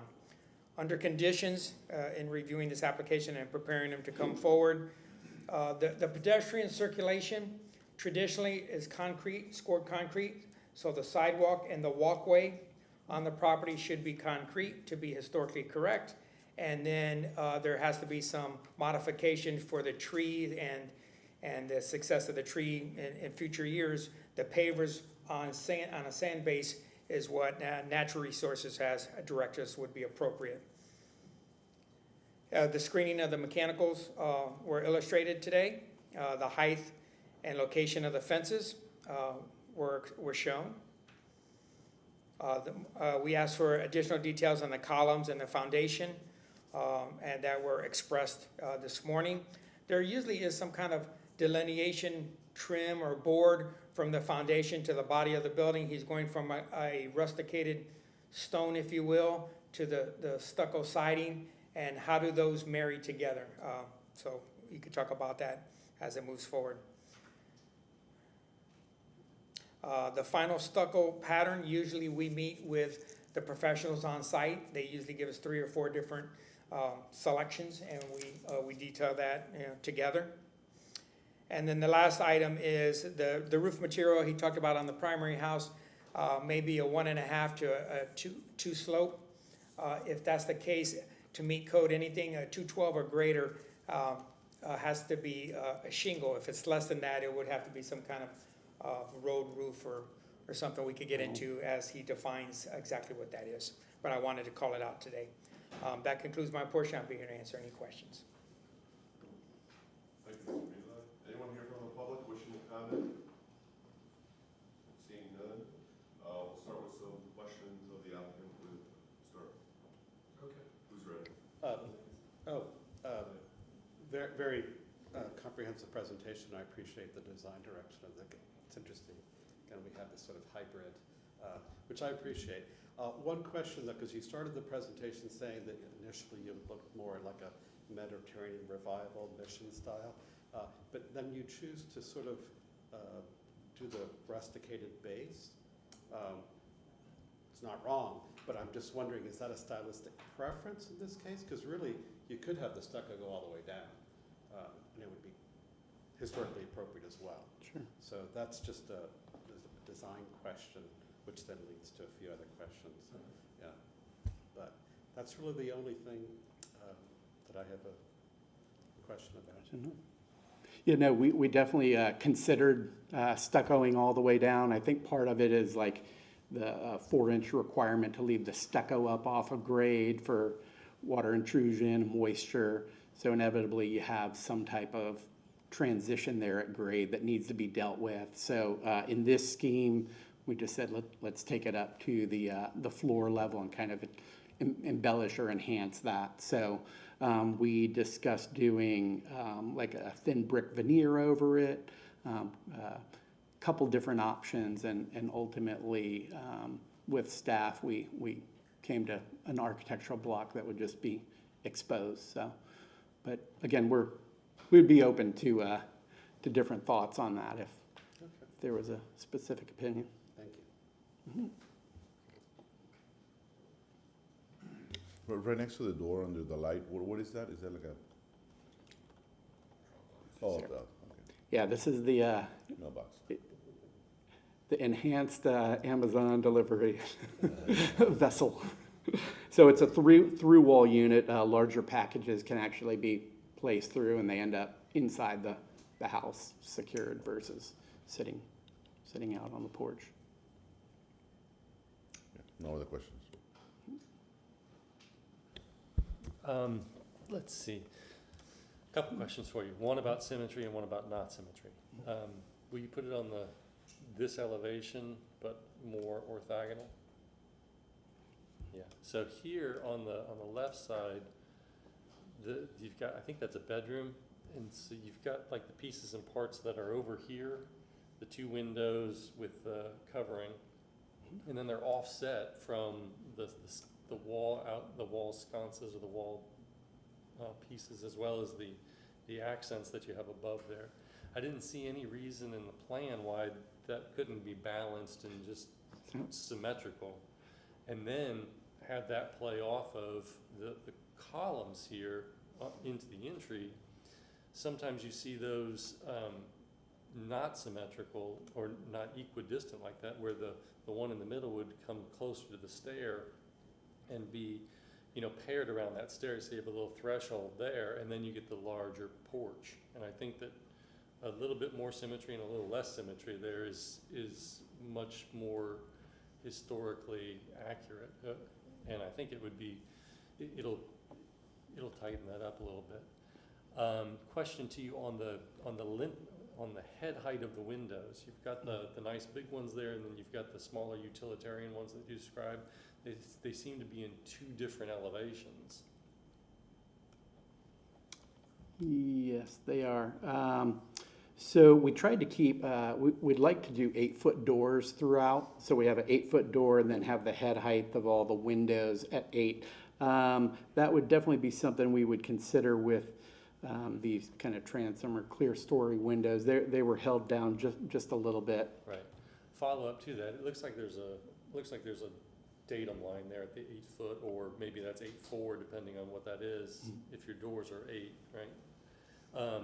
I can't tell if it's a modeling decision, or you're trying, or are you trying to express the lintel at the top of those larger, nicer windows and doors? Yes, so we were thinking more than likely we're gonna need control joints and stuff, so that's indicative of a potential horizontal control Right. joint. But then do the window heads like have that 4-inch joint that goes up to it? And again, it Probably looks no, I don't think we've thought it through that much. I know we're showing it here on the carport side entrance door. But yeah, it's definitely something that we could kind of accent off the upper corners and Right. create kind of a header effect. Yeah, well, Is I mean, that- however it is, it just seems like that's just a picture rail that you have going around as a datum, and everything kind of hangs off of Exact- that. And then, so the smaller windows, utilitarian windows hang down lower. Maybe they just have the lines that go back up to it. I don't know, it just, it catches your eye as something that's not, that they have different relationships to that horizontal Right. datum there. You had presented that we've got shingle roofs and low slope roofs. There's no tile roof, right? Correct. Okay, you had shown a tile roof detail in there that's the cap for it and all that stuff, but that's not applicable. Correct. And then, are these elements here that are like drains off the roof, those are decorative in nature, right? Some of them are. The roofs do slope away from these, but we're thinking like the ones on the ends here may be required Oh, actually as a parapet drain. But then we kind of took it a step further and added them around to kind of embellish the parapet walls. So. Yeah, and here, from this particular vantage point, one of the things that you don't model that you're gonna have to deal with is the flashing of these conditions, because your decorative metalwork above the door there is gonna probably run into a flashing condition, so maybe that needs to be higher or Might- something proportionally to get it to come off the way that you want it to. But I think that's something that you solve as you get further Get a down little- the field. Yeah, this final form, these can be like laser Yeah. routed type forms. So really, we're showing this as kind of an idea, but yeah, like you're saying, it may need to be a little shorter to be able to get the flashing turned up here. Yeah, and you might go out another block course or something just to get it the way you want it, but, other than that, no more questions. I like the party. Yeah, I really like this. I think it's, you know, a few minor tweaks here and there, like, you know, centering up that front bay, but you know, the massing here works, and centering up that main entrance, I think is a, you know, nice move. If you move that column and just really frame that main entry, it does a lot of nice things for you. What's the existing roof slope as you've got it shown right now? I want to say 212. Pretty close. I don't have Pretty a, close, right? yeah, So if you have to go up any higher, are you gonna raise the parapet? we would do walls? that. Yeah, I think we want to try to, in talking with the contractor about constructability, we'd like to be able to stay with a shingle roof. So if it needs to raise another course or so, that would be And then on top of the parapets, you're putting like white aluminum. Yeah. Are you staying with like a white? white theme. Right now, that's kind of the concept, yeah, is to kind of keep a real clean, crisp And jumping color back palette. to the, you know, like over the doors, you can see the headers and there's like limited, you know, it's a modern trim, head trim. There's no, you know, side trim, but on the windows you show a sill, but no headers. It looks like there's a blank in there. Is there supposed to be a header over the Yeah, windows, or? this is just kind of a SketchUp modeling issue. In fact, this, you know, looking at the front facade, that should be centered, and then we really do need to finalize the window details. But with it being stucco en bloc, we're thinking it would just have a stucco return and have the windows set back in the block.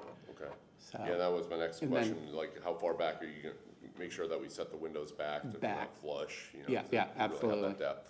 definitely.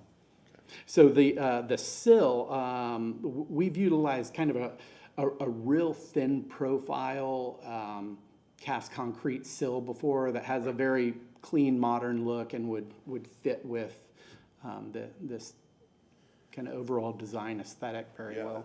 and, you know, given that you have like, you know, kind of modern detail with just the head over the doors, and then that you've got a sill detail there, you know, needs to probably all work together, kind of Refined. speak the same language, so, you know, I think even in that Spanish bungalow style that I think you're going for, you know, might have that sill be an inset within the block and, you know, very limited, you know, visibility on the outside and make it really minimize it. Yeah. Do you have skylights here? I thought, No skylights. no skylights, okay. We talked about one over this tall entrance, Yeah, I but thought I saw one on one of the preliminary drawings, so I just wanted to touch base on that. as part of what was submitted prior. or- Maybe, yeah. Yeah, I think we've eliminated those. Okay. And we talked about recessing the windows. What's your window material? I'm not sure if we actually covered that or not. We would work with staff. I'm assuming we need to do like the vinyl clad wood window. Wood clad vinyl? Yeah. Something like that, okay. I don't know if you're going wood or metal or just straight aluminum. I think you have some options Right. there, you know? Yeah. Okay. A lot of that now comes from like availability, pricing, and, Sure. you know, some of those There's no details. vinyl, So we right? would work, No vinyl? no vinyl, right, Okay. straight. And yeah, I think you know, it's kind of like that, you know, the Spanish bungalow style with the transition from the base course up to the stucco, you know, you could drop that lower, but, you know, you're showing a color difference there, but, you know, if they're the same color, then that kind of transition disappears too, you know? So we're seeing it as like a tan, but if it's a whitish color or something, or, you know, I think that'll look sharp too. Could be like a whitewashed Yeah, block. yeah. Is the intent on the front, sorry, to have those two fixtures that are on the front elevation higher than the rest of all of the other fixtures? Because in that go back to the view that you had there, Yeah. where you can see all of them up and around the building. Right. You know, they all kind of hang off that same line except for those front ones. Yeah, I think looking at it now, these could probably all move down to give that consistent line, Adam. Yeah.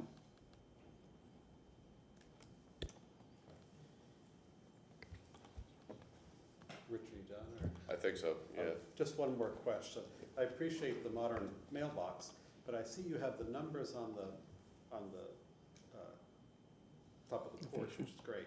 But this mailbox could be distracting. I'm wondering, could it be on the sidewall to the left of the door? Here? No, no. Over here? Yeah. Does it dump into the bedroom? That is the master bedroom Oh, there, that's- yeah. okay, so it's not just a box, it actually. Correct. Okay. I'm okay with it, I was just curious. I would move it, but. So does that box have like a back panel on it too, or just it's open to the inside of the house? We've looked at a couple different versions. And one is just kind of a big open box that, you know, package would fall into. Right. And Yeah, you then, probably want a backer panel on it instead of yeah, just, It's a little distracting Drop it, where so- you place it, because it looks more commercial. it does look, yeah. But W- w- I'm okay with it. any other questions? It's either that big mailbox or a bunch of boxes that's sitting out front. Well, I have a design comment, but. I mean, that mailbox, I mean, if it's, you know, could go to the side or something like that on the side door too, and just get it off the main facade. Yeah, I think I think it'll tend to blend in a little bit more, you know, it's the, I think it's the first mailbox we've ever had to discuss in all my years of being for you, Commissioner. No, I would just say, we can talk about it in essence, it's open, but I just wondered, you mentioned you might have to go higher with the parapets based on the final design of the roof. I would recommend going a little bit higher even on the central tower over the door, because that would be very typical. And then I also think because you want to embellish it with something, just in terms of sight lines and seeing it from this side of the street as opposed to the other side of the street, the higher that is, it's going to give you a little bit more leeway Leeway to- to make Sure. that visible. How much higher? 18 inches, Yeah. or 16. 16 inches Yeah. or something, 2 block or? It's, I mean, if you flip it down, you can see the back of the roof kind of dying into the Yeah, parapet, and you're yeah. gonna have 16 more inches of, that back, no. Yeah, there, all of these Coming down conditions here. are gonna require some more blocks. So I mean, I think that you'll have to do it, and I don't think it'll hurt the project. No, I think it would actually Yeah. help, yeah. Mhm.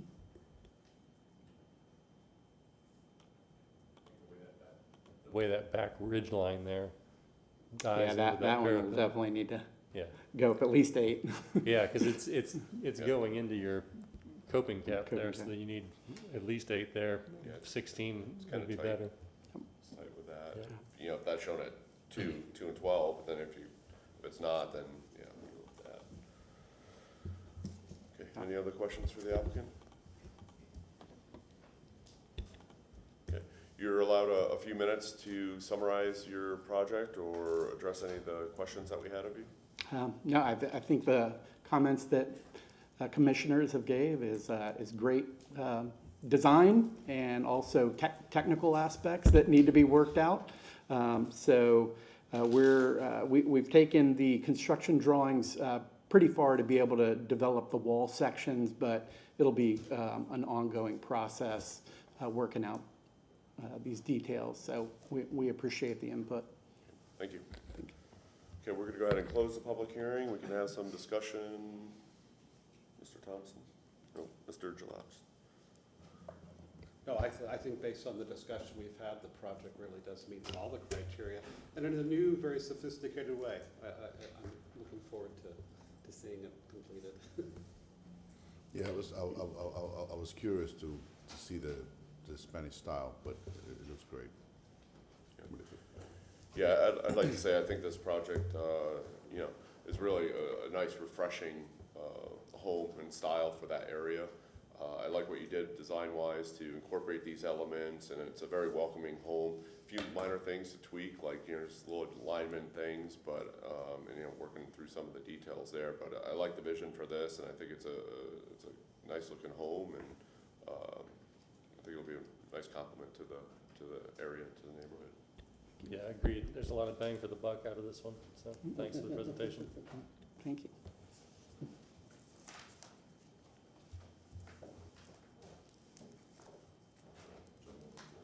Anyone for a motion? I'll make a motion for final approval with conditions. Move to grant a certificate of appropriateness for the drawings and documents presented at this public hearing in BLC 23-156 for the property located at 2604 East 11th Avenue with the following conditions. The applicant will submit material samples of the exposed CMU stem wall that is proposed to staff for review and approval. Applicant will consider refining the symmetry of the front bedroom facade to be, more symmetrical. Applicant has also looked at aligning all the exterior lights to the same datum. Applicant will revisit, they have revisited column locations. I like the live response time. Column has been revised to more accurately flank the stairs. And the commission notes, and the applicant's aware of the fact that probably 2 more courses of block, about 16 inches, are gonna need to be added to the top of the parapet in order to complete the constructability, and we think that this is probably a benefit to the project as well in terms of proportion and massing. I'd like to add window material. Window materials will be submitted to staff for review and approval, along with their proposed colors to match the rest of the metal work on the project. I'll second, but just for clarification, are we talking about increasing the parapet at just the tower portion or around all of them? Because For clarification, I think that everything's gonna have to be Okay. increased. In order to get that wall to work, you might have to increase it 8, and then maybe the tower goes up 16. I think that applicant has plenty of, Did you just change it, or? Not yet, I can. Okay, no, I'm just Let's concerned. see how that looks Yeah. first, you know. Definitely the tower, I'm not so sure that the other one. My concern was that it was gonna look disproportionate. Right. But if it's just 16 inches, I don't think that's gonna be a big deal. Yeah, and then he may have to move the, you know, the side parapet's There it just goes. 8 inches and the main one, you know, Right. 2 feet, Right, but right, I think he's, Yeah. knows what he's doing for that, you know. because based upon the finding of fact, the proposed project is consistent with the Ybor City design guidelines of the city of Tampa for the following reasons. This matches the design guidelines and the intent of the Secretary of Interior standard for additions in a historic district because of its sensitivity to scaling and mass and detail and proportion. I'll second. Okay. There's been a few conditions placed on this approval. Can the applicant state that they're aware of these conditions and are okay with them? We are, we're aware, and Great, we'll make those modifications. perfect. Okay, all in favor of said motion, say aye. Aye. Opposed? Motion carries. Congratulations. Thank you all, we appreciate it. And we have one more, we need a motion to receive and file submitted documents and exhibits, including the staff approvals for August 2023. Second? Can I second over yours?